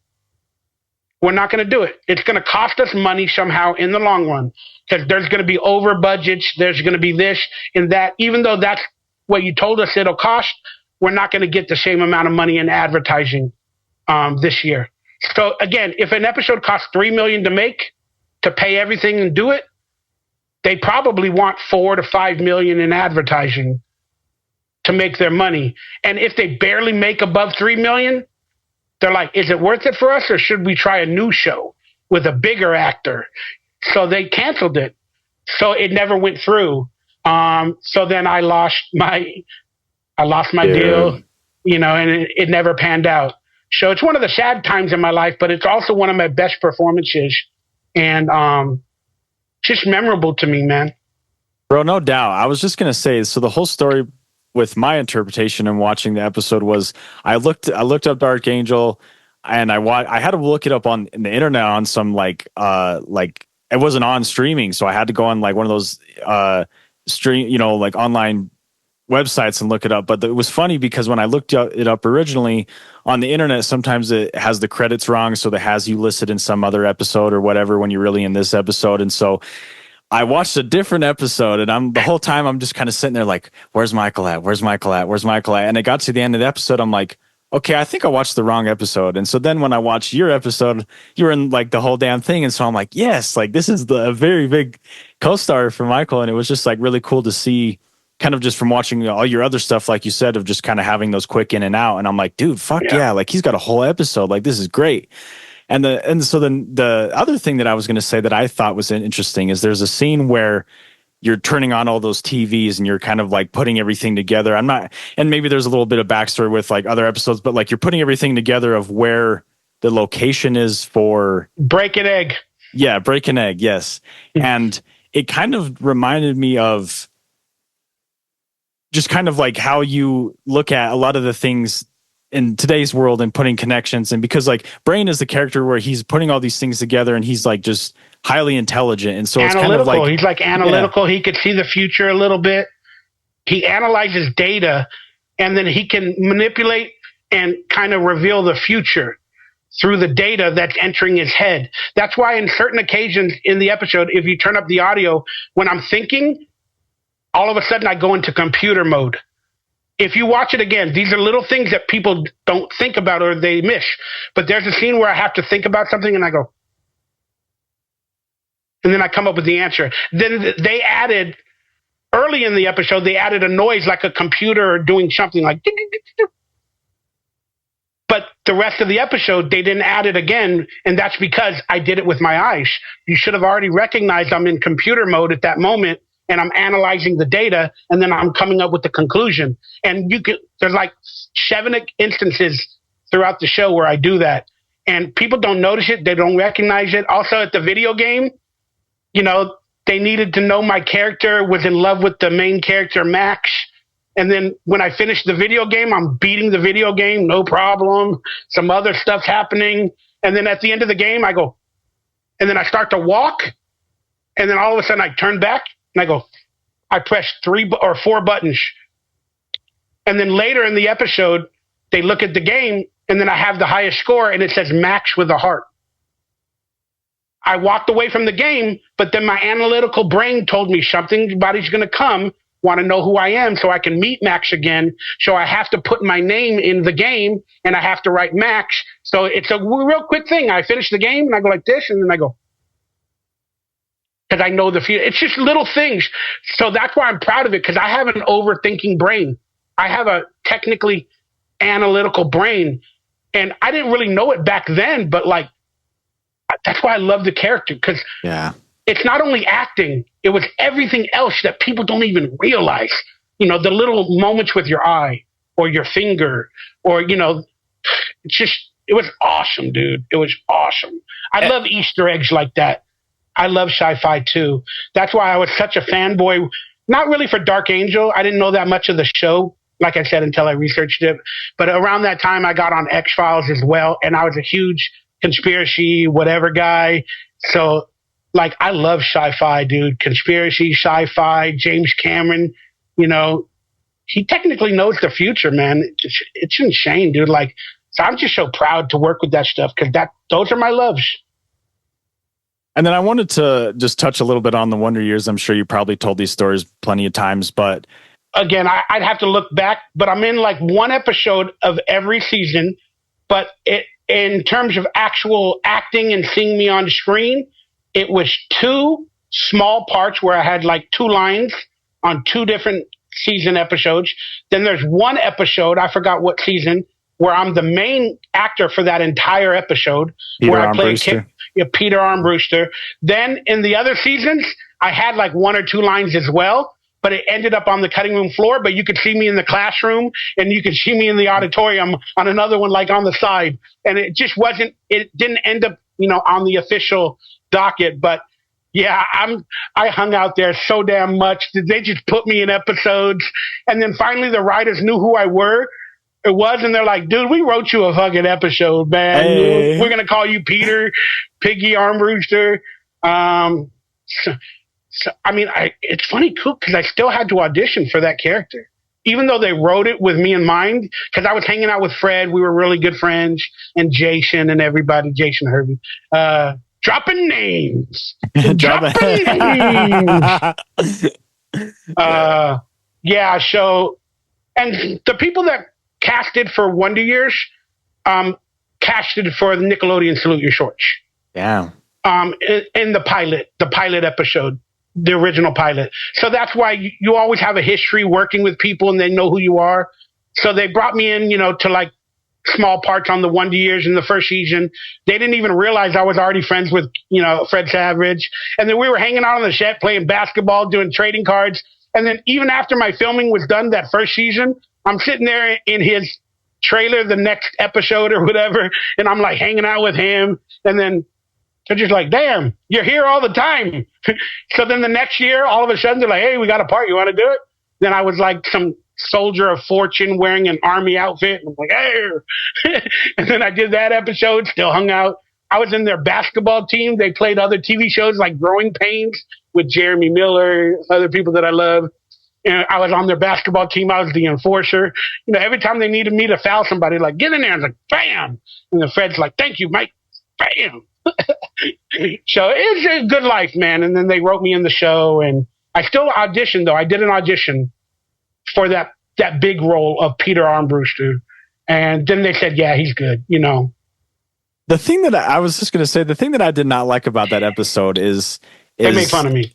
Yeah, well, they make fun of you, but Kevin gets a point where he is able to make up with Peter, or at least say sorry, or maybe right some wrongs, but he kind of just stares at you and is just kind of like, is it worth it type of thing? And then at the end, you're like, oh, call me Piggy, like, whatever. But I just kind of didn't like that. I felt like maybe Kevin could have made up with Peter, and maybe could have said some words. And he tried to do, like, that's the thing that I didn't get, is he tried to do what was right to the popular kids, but he wasn't going to save face with you and say sorry, or. Well, again, that's why it's called the Wonder Years. Mm-hmm. You're learning and you're coming into your own.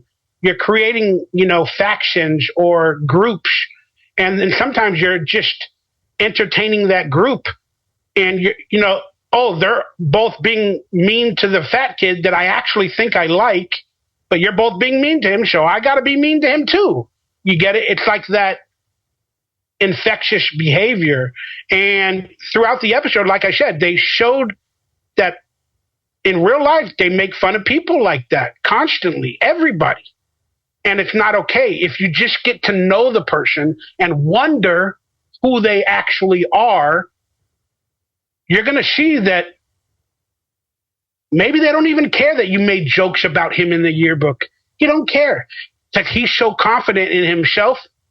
Go ahead, make fun of me. I am who I am. And then Kevin's like, by the end of the episode, he's like, huh.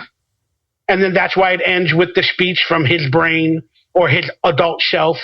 hey, there's sometimes kids like that. That's what it is. It's just a learning experience. So some people took it away and go, you know what? Don't judge a book by its cover. And don't go along with the popular crowd, because you don't need to. If you really think you like that person, get to know them. See what they're about. But I don't need I think my character he proved that he didn't need a defender. He didn't need Kevin to apologize.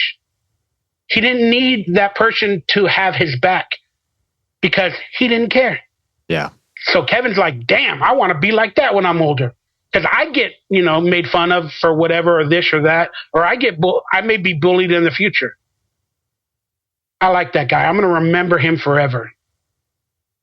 That makes a lot more sense. Definitely. Yeah, it's a great episode. Moving on to the next movie, The Day My Parents Ran Away. I thought this was a really cool one. Dude, they cut me out of so much in that. Yeah, you literally disappeared. You disappeared, bro. I went to the party. I hung out with them. I created the party with them. But I got cut out. That's what I mean. I'm like, where the fuck did Michael's character go? He was literally just there. Like, I know. We created the party when his parents ran away all together. They were making fun of me. We were going to do the whole big party. I had a lot of jokes at that party, man. A lot of funny. I got laid in that or like hooked up with a girl in that episode. But I don't know what happened. It just did not end up in the final product. Maybe it was because it was on NBC, like a movie of the week. They didn't want to present some of those jokes. I had my shirt off in some of it. I don't know, but I loved it. I worked with Seth. I love Seth Green. Yeah, dude. That motherfucker. We've had some moments in life. I scared him. I went bald one day because we lived in the hood and then I was hanging out with like gangsters or whatever, and I went bald to try to look thuggish or beautiful. And one day, Seth Green's outside of a Kinko's that I'm going to like do some printed work or something, and Seth is out there, and I know him very well. And then I just creep up on it. I just bought a new Thunderbird, with a bald head. And then I drive by real slowly, and then he looks like he's outside by his car. And I'm like, what's up, fool? I'm like, what's up, fool? And I go, I'll be right back. I thought he was going to recognize me, my voice, whatever. Then all of a sudden, I start to drive a little bit more to park my car. He hops in his car and just bones the fuck out. He was scared shitless. I was like, what? Then I got a hold of him a little while later, and then he's like, what's up, Mike? Dude, that was me in the car at Kinko's. No, that was the gangster. That was like the Mexican. That was me. He's like, why'd you do that? I'm scared shitless. I thought I was going to get robbed or shot. I go, that was me, bro. I was just trying to mess around with you. He's like, don't ever do it again. That's funny. Yeah, I just recently started connecting with him again. A little bit. I really wish I would have ever had the opportunity to be on his, what is the Cartoon Network show? Adult Robot Swim, Chicken? Robot Chicken. Because Yeah. he had a lot of friends of ours or mutual acquaintances. You could have done some stuff on that for sure. I don't know. Some bits or, some shit recalling back from your old career, just because they always have those spoofs, bring all the actors in and do. I don't know why he never I mean, I'm not saying we were in contact all the time, but I don't know why he didn't seek me out or my agent, give me an audition for one of the characters. Because there was a few characters that had lisp and stuff like that on some of the episodes. But I don't know. There was a lot of instances with me and Seth that were a little bit weird. Either he made it weird, I made it weird, or we didn't really connect. Like outside of working, I don't know if we truly connected back in those days, like to maybe build a friendship. Like with me and Fred Savage, we collected football cards. We lived in the same neighborhood. He was like in Burbank. I was out here, basically North Hollywood, Burbank area. But me and Seth, we didn't figure out that complete necessity. We just saw each other a bunch and at auditions and whatever. But it's just interesting. And I feel bad. I wish I would have been able to do one of his amazing projects. One other thing that I wanted to talk about really quickly in that movie, and forgive me again, I'm horrible with names. We're good. I'm learning, but what is the two brothers, Bobby and the two brothers that were one Oh, of their the twins. Jacoby, Bobby Jacoby. I think that's their last names. Yeah, there's two brothers in real life that they're both actors. The Jacoby brothers or whatever. Yeah. And so I just bring that up because that was all kind of a class in Hollywood. I think, were you older or younger than those kids of like that class of kind of, I'm trying to think of some other actors around like, that's probably like 3 years before me, technically probably 3 or 4 years before me when I started acting. Like I started acting officially in like 87 toward 88. But then my first kind of job started like in 88, 89, like a year or so later. So I would consider them like 85, 86, 87. You know, some of those actors, they might have been the same age as me. I'd have to look that up on IMDb. But I think, dude, you know what? I think Bobby had the same agent as mine, Kelman Arletta, at the same time. Whatever. I got to look into that stuff. But yeah, I think they were acting maybe from a younger age or in a couple years previous to what I was technically doing. And then I would say, besides Dark Angel, which was a big, you know, out of all the stuff that I watched was one of my favorites, but Sex and the Teenage Mind, man, that is a damn good movie, dude. Yeah, it's so stupid and silly. Yeah, ask your question about that. I'll tell you stories about it. It was it just kind of reminded me of like a Super Bad times like Ferris Bueller type. Like, it was a really good movie, dude, and I just liked just how everything flew and how at the end he like wakes up and nothing, like he passed out on the floor and he's like, fuck, like none of that happened, and he has to go do it again. And then you have like that was such a cop out though for the writers and the director. That's one of those, oh, nothing ever happened. Like but it's a coming of age, high school, like Porky's, American Pie wannabe. You know, it's on the lower scale of things, but dude, it was fun to film. And like, basically I was like the director, you know, it was just hilarious. And you guys were like putting you're showing him how to put the condom on, and then like his dad walks in, and that's a funny scene. Dude, I got to post my audition, not my audition, but we did a read through after I got the job. We did a read through in a living room with, you know, most of the actors, the main actors. And then I wore all my Raider gear. I wore earrings. I came all gangsted out, you know, like a Raider fan. And they're like, what the hell are you? You're going to star in my movie? I'm like, I'm good. I'm funny. Let's go. I'm funny. But we filmed that entire movie in like 9 or 10 days. Wow. And think about it. If a movie has like, they call it a minute per page normally. Like in the written script, they say every page is normally a minute on screen. So a movie, you would think 90 minutes, an hour and a half, that'd be 90 pages. So if you only got 10 days to film it, how many pages per day is that?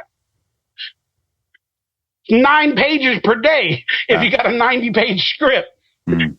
So we're doing 9 pages a day, multiple locations. Damn. We don't have no rehearsal time. We get on stage, we get on set. Know your fucking lines. All right. We'll rehearse one time. The camera's already ready to do the rehearsal. All right. Action. Boom. Okay. That's good. Michael, this time say it this way. Stand over here. Now we got to film it. We got to go. We ain't got no time. Action. Oh, that was perfect. Cut. Or one more time for safety. Boom. Or, we got to do it again. Michael, this time go here. But I had time to experiment.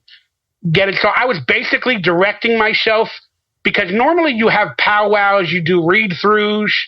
I mean, we did have that, you know, house apartment read-through, but it only lasted like, I don't know, an hour and a half at most. So you can't do the whole real movie, you know. And so long story short, I was like directing myself, me and the other actor, while they're setting up the camera or the lights. We're like, all right, let's do this. This will be funny. Let's do this. What do you think? Hey, that's funny. Do this. Let's do this. All right, Michael, lie in the bed. You're going to masturbate here. And action. There's definitely a lot of weird or uncomfortable scenes that I'm sure was probably weird to film, where it felt a little intimidating. I mean, of course, as a human being, you don't want to be vulnerable. But I just thought of it from a comedy perspective. And like I said, we got 10 minutes to film this scene. Michael, go all out. It doesn't matter if 1 million people watch it or 500 people watch it. Eat that donut and masturbate. Eat that donut, take that phone call and masturbate. Because they didn't have money for wardrobe. Damn. So a lot of the outfits are mine. Like, I had the running outfit. I had a tracksuit at home. We had the running scene with my fat girlfriend or whatever. And then you look at it, I got like I don't know what they're called, but like those things that like rappers wear, around their head. I got a gray tracksuit. That was all my real wardrobe. That's how much of a rapper or a gangster or whatever I thought I was in real life. How old were you when you filmed that movie? Oh, God, you'd have to tell me the date, man. That's fair. I beat out Goldberg for that movie. Sean Weiss from Mighty Ducks. Damn. Yeah, the audition process for that, we had multiple auditions, and then we had a final audition. And I've known Sean for many years. We worked together a few different times. But we're at the main audition, and Sean is with his father always. His father, rest in peace, used to take him to every audition. But he needed the job. Like, they needed the income really, really bad. And he was kind of starting to make a comeback again for disappearing or whatever. So he wanted this main part in the movie. So we did like the 2 auditions against each other the same day. We did it multiple times. We went in and out. They gave us direction. And then, I got the job. And then Sean was like, I talked to him a little while later. He's like, damn, you got the job, man. You keep beating me out for work, because I beat him out for a couple of other projects as well. And I was like, it's not because you're a bad actor or you're not funny. Because I've been still in acting class. I've been doing a lot of things, and you haven't had the ability to do it. You're just kind of making a cold comeback. I go, you know what? Start doing your craft a little bit more. And then I asked the producers, why did you hire me? I go, because Sean needs it for his validation. I go, why did you hire me instead of Sean? They go, because, Michael, you had so much energy in the auditions as opposed to Sean. Sean did a great job. We love him. And they even told me he's the bigger name. They told me he was the bigger name for that movie because of Mighty Ducks. And then they go, but Michael, you had so much energy. We knew you could film for 10 days, having a lot of energy, and we can do and experiment anything with you to try to be funny. They go, with Sean, they were a little concerned because they didn't know if he had that type of exuberant energy for a comedy movie. That's crazy, That's what it was. man. Yeah. What about Wishcraft? Do you have any fond memories from that movie or anything you can think of? Oh, yeah. I mean, it's funny how it's called Witchcraft. Sounds like, and it's a horror movie, sounds like witchcraft, but it's Wishcraft because apparently these people make wishes and people die. I don't know. But, yeah, dude, I had a decent role in that. I auditioned for a bigger role, never got it. But they still wanted me. But I worked with Meatloaf in that movie. Like, there was a lot of things cut out, and I die in it for the first time. Yeah. Like, in my career, I die in that episode. I get killed by the killer. But I had a fight scene with him, but they edited it all out where all of a sudden I just get killed. You got axed in the head from the back. Yeah, but I had a fight with that dude. I kicked him in the leg. I tried to do a karate leg kick. I did a punch to the side of his ear, and then all of a sudden he goes, like I got in a bad angle. So I had a little bit of a fight scene, but they just edited it all out. Damn. But I went to the special effects facility and got a whole face covering so they can create all that stuff. And it was like at one of the most famous special effects places that did all these movies. So I saw props and special effects in that building, from like all these classic movies. I'm like, oh shit, is that the alien from Alien? Apparently they worked on all these films.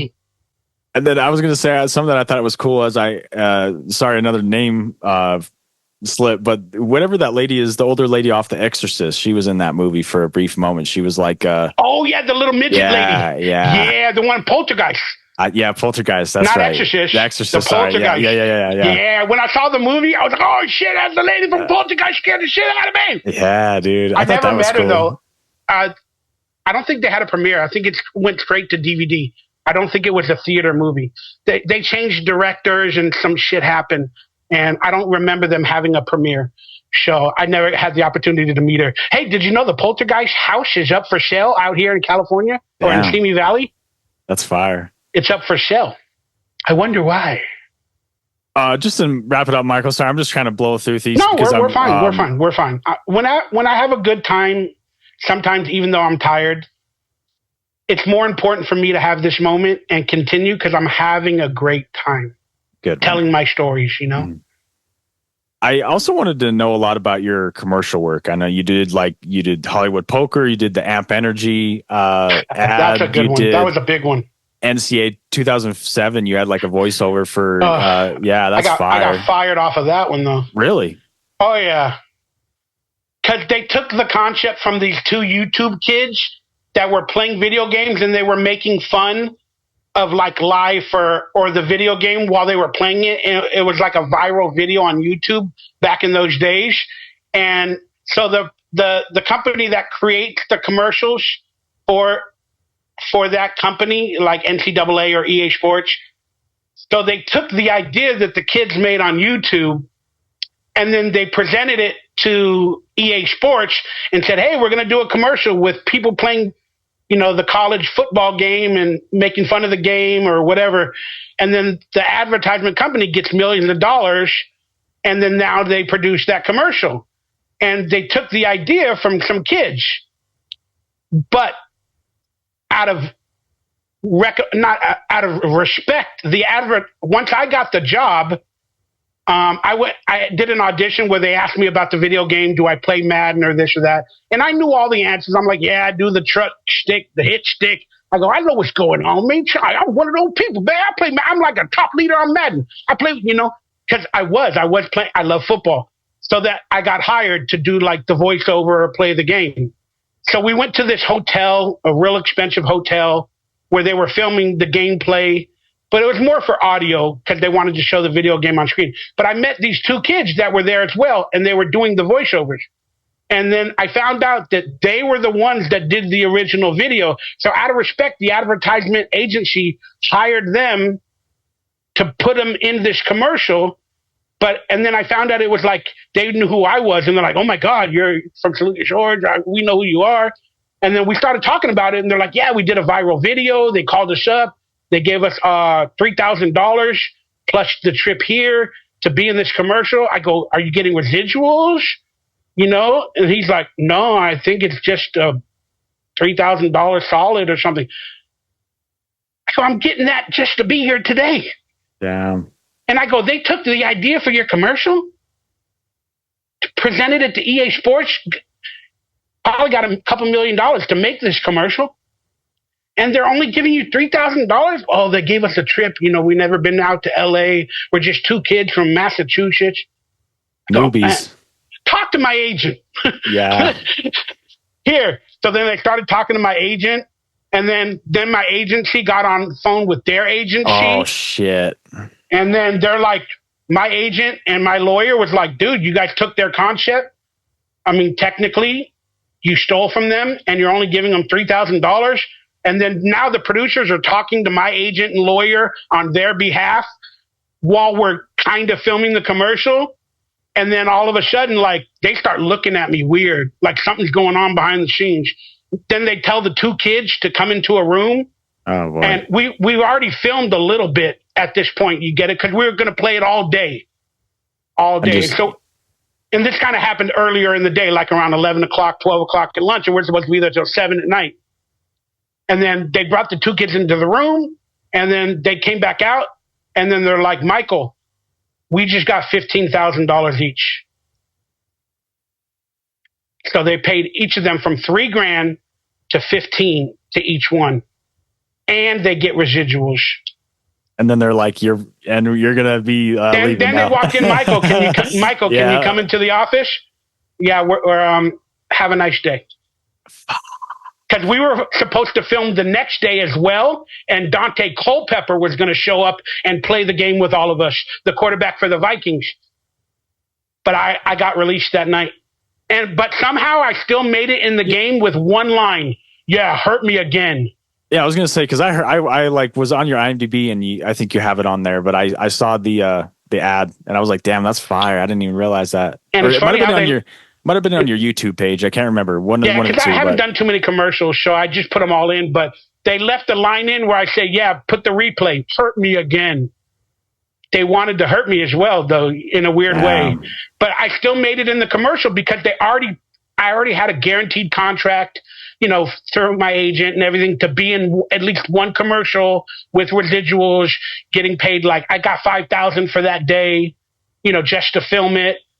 And on commercials, you can always make up to 20 grand, like normally just by being in it. So that's why they gave the kids another 15 and residuals.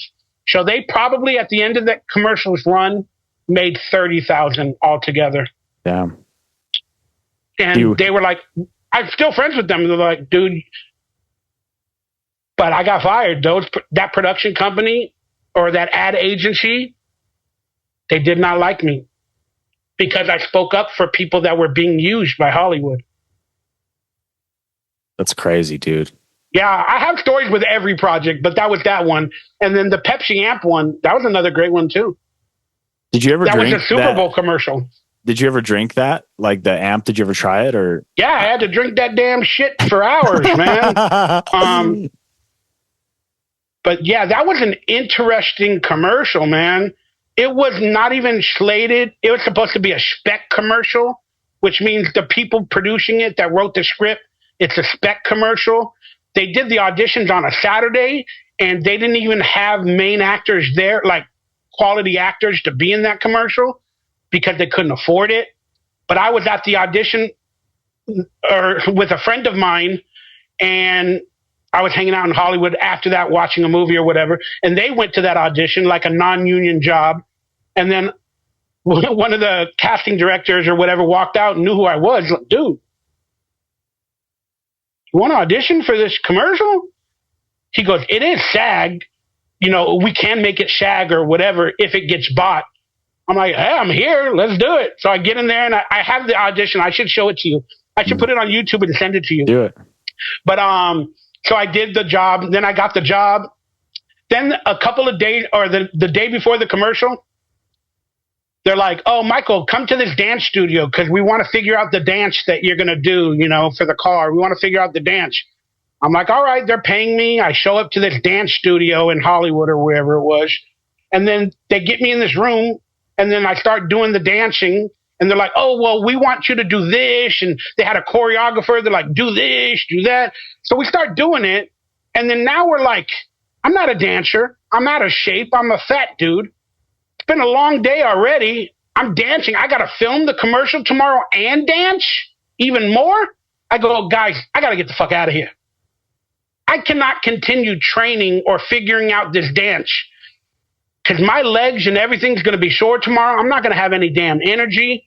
I'm barely holding it together right now. Well, we haven't, perfected an official dance. I don't give a fuck. I'm out of here. So I just leave. I got to film tomorrow. My body is sore right now. I am dying. I'm not a dancer. You get it? They wanted another 2 hours of me, trying to figure out a dance. And that's a lot of exercise for me that I'm not used to. And I was like, I got to do this again tomorrow? I got to leave. I got to go home. Well, what about the dance? I don't care. I'm just going to improv it, man. We'll figure from whatever I learned today, I'm going to improv it. And they agreed. All right. They wanted me because the audition is so fucking funny. They're just like, we don't care. Even though I was being, technically they would call it a diva, I was looking out for my own health. And I was understanding that you need me tomorrow for probably 8 hours of possibly dancing all fucking day. I got to get out of here. You're going to have 20% of me tomorrow, and it's not going to be good. So they understood that after the fact, and everything worked out good. But so I did the dancing and everything, and we didn't use any of the choreographer notes. Yeah, dude, I was gonna say that shit looked pretty natural and cool to me. I like it. I like the commercial. It's hilarious. And then, I improv the start your car. It was a fun event. So the commercial ended up getting picked up for the Super Bowl. It was a spec commercial, meaning they were going to try to sell it to advertisement agencies and to that company, Pepsi Amp. So I did versions where I had Monster. I did versions with other colas or energy drinks because they didn't know which one might be used. You get it? So they ended up selling it to Pepsi Amp. But there's versions of like Monster energy drink or whatever or Red Bull was one of them, so they did versions like that all the time. But it sold to Pepsi Amp, and then the commercial came out during the Super Bowl, and then I ended up on all the websites. They're like, what the hell did we just watch? What the hell was this? This fat guy putting nipple clamps on his nipples. Then people started making videos of doing that same activity where they were putting like things on their nipples and dancing. And then they were posting the videos on YouTube. And then it started to go viral a little bit. And then around the same time, Pepsi Amp had a deal with that NASCAR driver. I forgot his name, but they were putting together a deal with one of these NASCAR drivers at that same time. And that year as well, he had a Super Bowl commercial. So there was two versions of Pepsi Amp that year. There was my version where I danced. Then they had the NASCAR driver. So he was contracted to be their spokesperson. So now the videos of people putting stuff on their nipples and dancing are going on YouTube. And YouTube has like terms of service about like that type of stuff, like violence or whatever you want to call it. And so they start taking down the videos because they don't want people to do what I'm doing. You know how they always say, do not try in the commercial. They say, do not try this. People were doing it. So YouTube started taking those videos off. Pepsi Amp was getting phone calls from parents or whoever from YouTube from seeing these videos. And then they're like, damn, we got to take this commercial off the air. And then the guy from NASCAR that was their spokesperson, it's like, his commercial has been seen like 10 million times, and mine has only been seen like 4 million times. This guy's getting more publicity than I am, and I'm the fucking spokesperson that's getting $1 million for Pepsi Amp. So he told them whatever he told them. So basically, they like canned my ass or that commercial run, but it aired for like the next year, somehow in differing markets, but they aired more of the NASCAR guy. And mine only aired for like 3 or 4 months after the Super Bowl. And I got decent money. But then all of a sudden, the next year around football time, again, maybe like 7 months later, 8 months later, I get a call from the same advertisement agency, realizing they're making another possible viral commercial without, the NASCAR guy. Even though he's still their spokesperson, they're going to make another Pepsi Amp commercial. And this time it's going to be called the walk of shame, like where you have sex with somebody and you walk in shame after you have sex with them the next day. And then it's going to be in New York, and all these actors are going to be, drinking the Pepsi Amp to wake themselves up while they have the walk of shame. It's going to be like a musical. And they're like, Michael, you want to be in it? We're going to get you in as a cameo. We got to get you back into this commercial. I'm like, I'll do whatever you guys pay me for, like whatever the situation is. Well, in this one, you're going to have your shirt off and you're still going to dance, like whatever, walking down the streets of New York. And then you're going to walk into Times Square in front of the big screen with Pepsi Amp on the screen. You're going to drink the energy drink. You're going to put the things on your nipples again. They didn't know if they were going to be able to use it all, but they were doing like multiple commercials.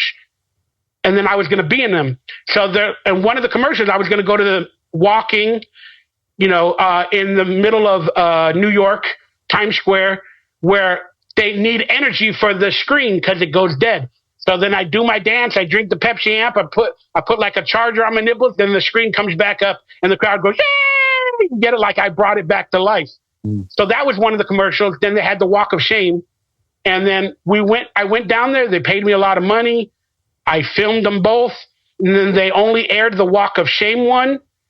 But some things happened on the sidelines. And then by the end of that walk of shame commercial, instead of being front in the line, I was in the back. They didn't like me because I stood up for myself. Some things happened.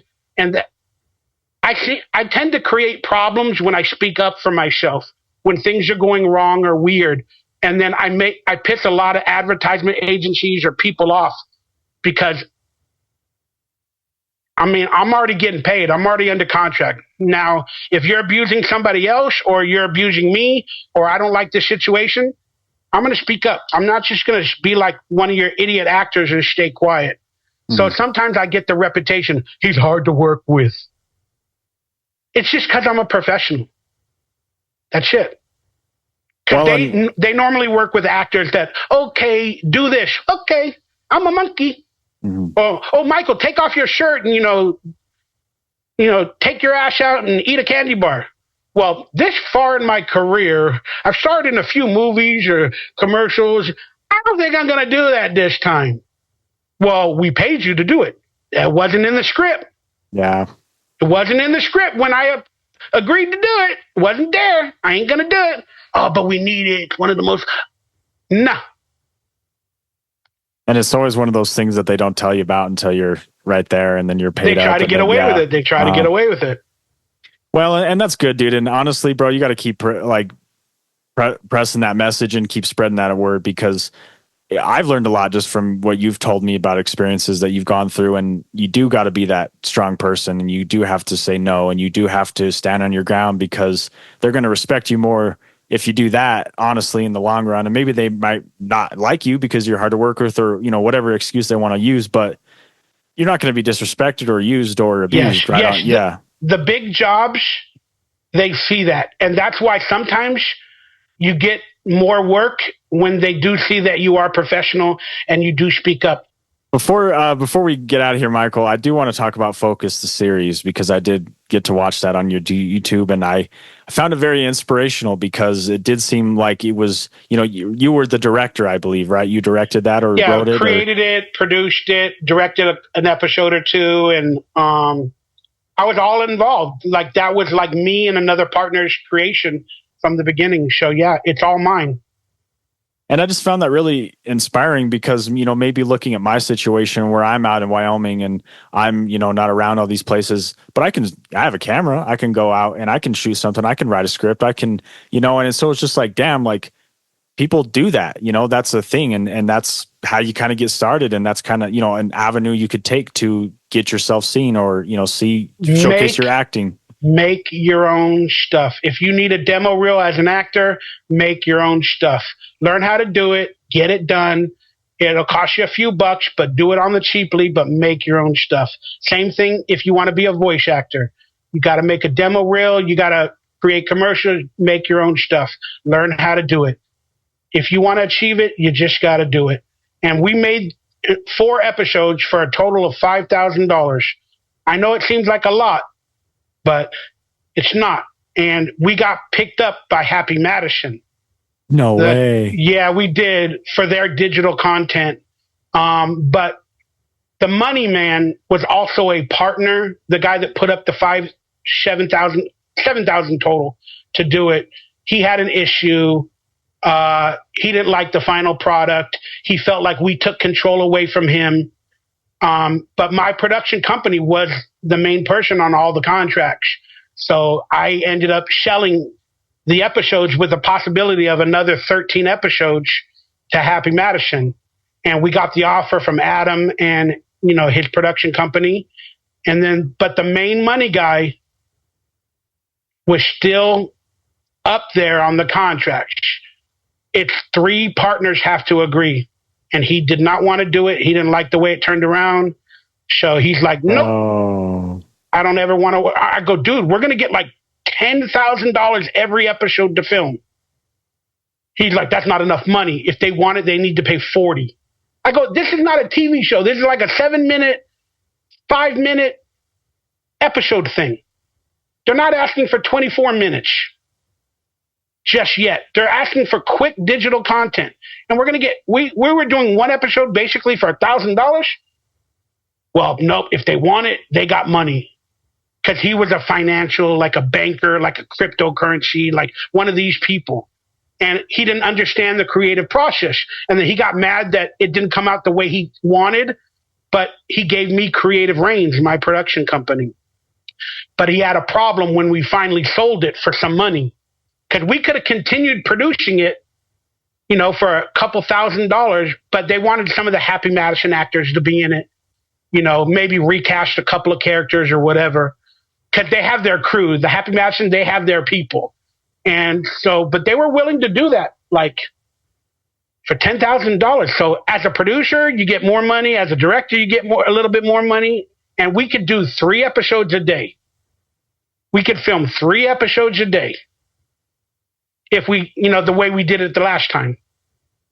So he didn't agree. So another opportunity in my life that was washed away because I don't like the direction. I wanted my focus group to look like The Office or some of those TV shows. You cannot have, what is that thing where they talk to the camera like during an event and they're like, oh, Billy Bob, whatever, like The Office, he's like, I don't know. It's just creative differences. But he was the money guy and he was on a lot of the contracts and he was basically the owner, even though I was like 49% or whatever the case may be. That's fair. I was going to say it's cool that you brought up The Office. I know that maybe that wasn't your idea originally, or that maybe that was the clash of opinion. But when I was watching it, it reminded me of Workaholics. I don't know if you've ever seen that. Yeah, shows like that. They always did that little camera shot. I forget the other shows, but there was a lot of shows on TV where they were taking the camera into another room and they were progressing the story, like giving their reactions or whatever. And even the intro when it's like, I'm John, he's John. And it's like that kind of was intro, like a bit of a Workaholics type. But I definitely got some like pre-Workaholics type vibe from that. And I was like, dude, I could definitely see this like getting a budget and being made into like a legit show if the budget was there and more actors were hired and everything. Like I definitely saw potential in that series. So that makes sense that you got a decent offer on it. Not decent, but a damn good offer on it. Just to create about 13 more episodes. And then the future, when I had Adult Swim in mind, stuff like that, where because I knew that they were going the route of like putting comedies on their channel. They all don't have to be 24 minutes. Some of their shows were having 12-minute episodes. And, we could have easily made like 12-minute episodes and the original concept was to make money because that's what the money guy wanted. He wanted to make money. That was the original thing. He wanted to make money, create a new series. And in every episode, we're supposed to be focus grouping a product that is having trouble going to market for whatever reason. Like we have to focus group that initial product. So we were thinking advertisement dollars. We could do products in the future like the new Pepsi Amp. And then people drink the energy drink. So that was the initial concept. But me and Ben Morrison, he's another famous comedian. He was on, what was that show with Ashton Kutcher where they prank people? Punked. Ben Morrison was one of the hosts on Punked. But we created the concept of, we actually wrote a whole storyline where they fall in love, they work in an office, but they manage focus groups. Then there's a relationship story between me and one of the focus group members. I actually wrote like 20-minute scripts, like 24-minute scripts to have like actual episodes that are not so campy and quick like the web series, for the future. But again, with the money we had and all that, and we just wanted to make a splash real quickly. But I had the concept of actually it going to an actual series. And every week, again, we'd have a product, hopefully from the mainstream. But then people were like, well, you don't want to have products like Pepsi Amp where they cause harm or illegal activity to the people. And I go, yeah, you're right. But if they have a sense of humor and they know it'll sell even more if we put a wrap around and it's a good product at the end, like after we figured it all out, it's a good thing, that might be work. But I also wanted weird products that nobody would ever think about or things. Like there was a sticker back in the days, I forgot the name of it, but there were like Madball stickers, but I forgot the name of these stickers, but they used to have stickers in the 80s, kind of like in the vein of Garbage Pail Kids, where it would have pictures of products, like a bowl of Cheerios, but it would be called Sneaky-O's, or it'd be called Sneezy-O's. And then on the picture, it'd have a guy sneezing. So I started thinking about these are weird products. wouldn't it be funny if they were actually in real life or being tested in a focus group to see what effects or what it has on people? So that was all the concept of it. And I really love it. I'm proud of it. And I pretty much put it all together, you know, with the help of people. But dude, I was honestly the jack of all trades. Like, I was the one that had more alone time at home to really do the script, to do the production budgets. I did all of that. Like, it might have been too much, but it was fun. I learned a lot. Would you ever do something like that again? Oh, I'd be honored to. But like I said, I kind of have bad experiences working with that person or not. So unless I have my own money, I struggle. Yeah. You know, because they told me, oh, you got creative control. But then after we film it, then they have a problem with it. He tried to keep the footage. You know, after we were filming on set, I guess he didn't like, because we kind of rushed everything a little quicker than he wanted, but we had to get it done. And, you know, he's like, oh, it's not exactly how I wanted it. So after we were filming, he had his little laptop and he was taking the memory cards and stealing the footage, you know, so we didn't have access to it.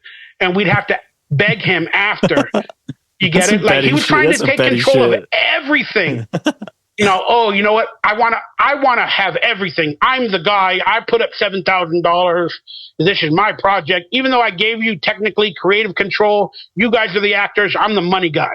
I'm going to hold all this footage. And if you want to edit, I don't like the way you guys are filming it. I really don't like the scripts.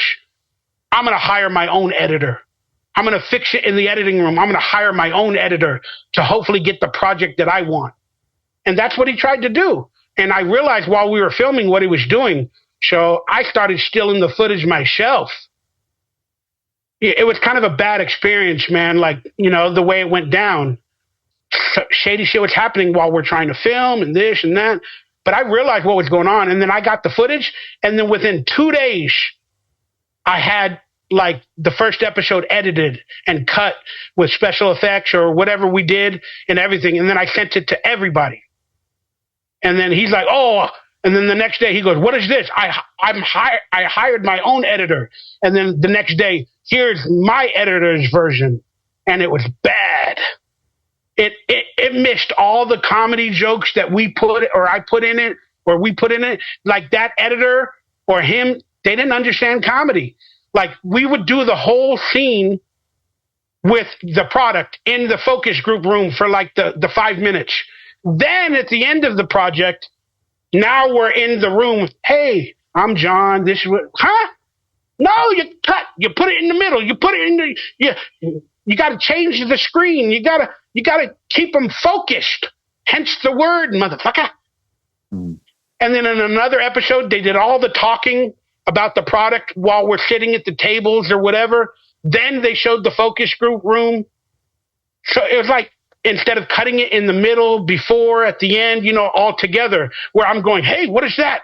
Oh, that's the new talk lock. It talks as it locks. Huh? And then all of a sudden we're in the room with the talk lock. Did you watch all 4 episodes? Not all 4. I watched about two or 3. Oh, okay. Well, come on, man. You got no point of reference then. There was but what? Whatever. There was what? 6 episodes? Or 4? We did 6, but only 4 are on YouTube because the other 2 footage issues. I never got some of that footage from him. But it was funny how I took those 4 episodes to my friends at Happy Madison, and they're like, "This is pretty good. This is interesting shit. We can figure something out." But yeah, I mean, I'm sorry that was kind of a negative experience. I honestly kind of mentioned it just because I thought maybe it would have been a good experience, and it was like one of those things that you were like. No, it's a great experience. Again, you can't take away the fact that it didn't really pan out. The point was not the end result. The point is the journey. I created a script. I worked with a couple people that I really like.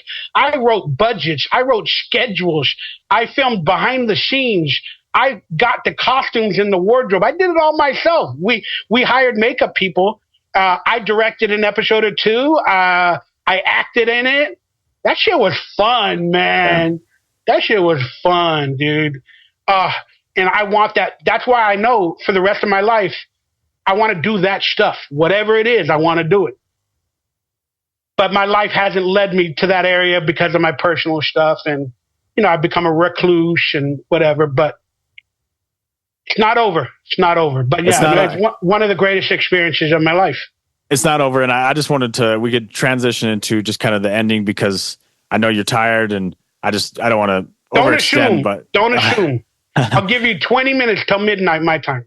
But yeah, I mean, I've seen you actively doing a lot of things and making videos, and you're doing a lot, bro. And it's very impressive just to see you work and be able to support yourself, doing what you do, because I know how hard it is. And I have a job, but I'm like, trying to figure like, how do you even make this work? Like, how do you do that? I got a 9-to-5 job and I'm still struggling to make a living, So it's like, I applaud you, bro. And that's just very impressive. And people don't understand how hard it is when you don't have a lot of wiggle room to work with income and making money and things like that. And so, people try to like, oh, you're not doing enough. You're not doing this. You're not doing that. And you're like, bro, I am up at all hours of the night. I am like constantly stressed out. I am constantly working, trying to make money. And it's just like, I hear you, bro. And I feel you, man. And it's a juggling game. It's a juggling game, like life, do I pay my bills? I have to go to work for 8 hours, 9 hours. I only feel healthy for 2 or 3 hours. I need to get at least, for my body to feel good, I need at least 7 hours of sleep. So that leaves me with 5 hours in a day. I got to pay my bills I got to do all this stuff for an hour or two. So technically, if you think about it, I only got 2 hours a day. And well, guess what? Those 2 hours, you got to focus, no pun intended, and get whatever you need to get done for those 2 days. Then maybe a Saturday or your days off come along. Now I got 6 hours today. Go ahead and do it. But then sometimes it's hard to, you don't feel so good or whatever barriers creep in. And don't beat yourself up. It's okay to take a day off or not pursue everything like, 24 hours a day. It's okay. Don't be so hard on yourself. Just be proud and do one thing every day to progress your career, your ideology. If you have a YouTube channel, make a video. Even if it's you like I do, just talking to a camera, try to make one video a day. And at least be proud of yourself, no matter the result. If you like it, if you have editing technology or whatever, which I don't have a lot, and just keep doing it. Because that means you're still pursuing your dream and you haven't given up. And that's the best thing you can take about. Again, if you haven't given up, even if only you have an hour a day or an hour a week or an hour a month, you're still pursuing your damn dreams. So nobody can take that away from you, man. You haven't given up. You just have to juggle the other things in life. So don't beat yourself up, man, if you miss a week or two or a month or two or even a year. I mean, you know how many years I've probably just laid in bed doing nothing? And I feel bad about it. But you know what? It makes me hungrier. So when I do have the energy and I do have the passion and I do feel good or have days like today, it's because I thought about it and I was lazy and it made me hungrier for when I have the moment. It definitely does. That definitely does have an impact on just, if you give yourself the time to relax, when you come back to it, you're going to be grinded and you're going to be ready to work and you're going to be more motivated to do something than you would be if you're just constantly on the same thing over and over again. It's continuity, and I have a problem with it. So I'm just giving advice that I need to take myself. But like I said, if you have 5 or 6 hours a day of typical freedom or whatever it may be, like I said, plan on a Monday, putting in 3 hours of work, but you always got to leave yourself time for the rest, because then there's days where you take 6 hours of rest and you do nothing. Well, then make it 2 hours of rest every day and put in 2 or 3 hours of your dream. So that way you get both. You're feeding both of the habits, that way. Or like I said, for 1 week, you grind. This is the week I'm grinding all 5 hours every day, Monday through Sunday. I'm grinding. And the next week, guess what? I'm only going to grind an hour a day. I'm going to take 4 hours every day. Well, the numbers equal out if you actually put it all together. It's just a juggling game. But again, you have to listen to your brain, your body, your health, your spirits. Some days are going to be bad. You're going to want to wallow and whatever. It's fine, but just don't beat yourself up. Because if you want the dream to happen too quickly, you're going to make mistakes. But if you have the dream long term, and the dream's always going to be at the end of the tunnel, what does it matter if it happens this month, next year? That's still my goal. And if I do my goal and then I die 3 days later, fuck it. I reached my goal. I got my dream. Michael, you've dropped a lot of nuggets on me, man. A lot of good knowledge and chicken nuggets, turkey nuggets. But Michael, man, thank you so much, bro. I love talking to you, dude. And I learn something every time I get to talk to you, man. And so, mad love to you, bro. I appreciate our friendship. Like I said, I hope we can continue to do work in the future. And I'm rooting for you, bro. And I just hope for the best for you. And I'm going to be rooting for you every day, bro, and be by your side and supporting. So thank you so much for doing this. No dude. worries, brother. Thank you, bro, for all the support, friendship, and everything. We're good.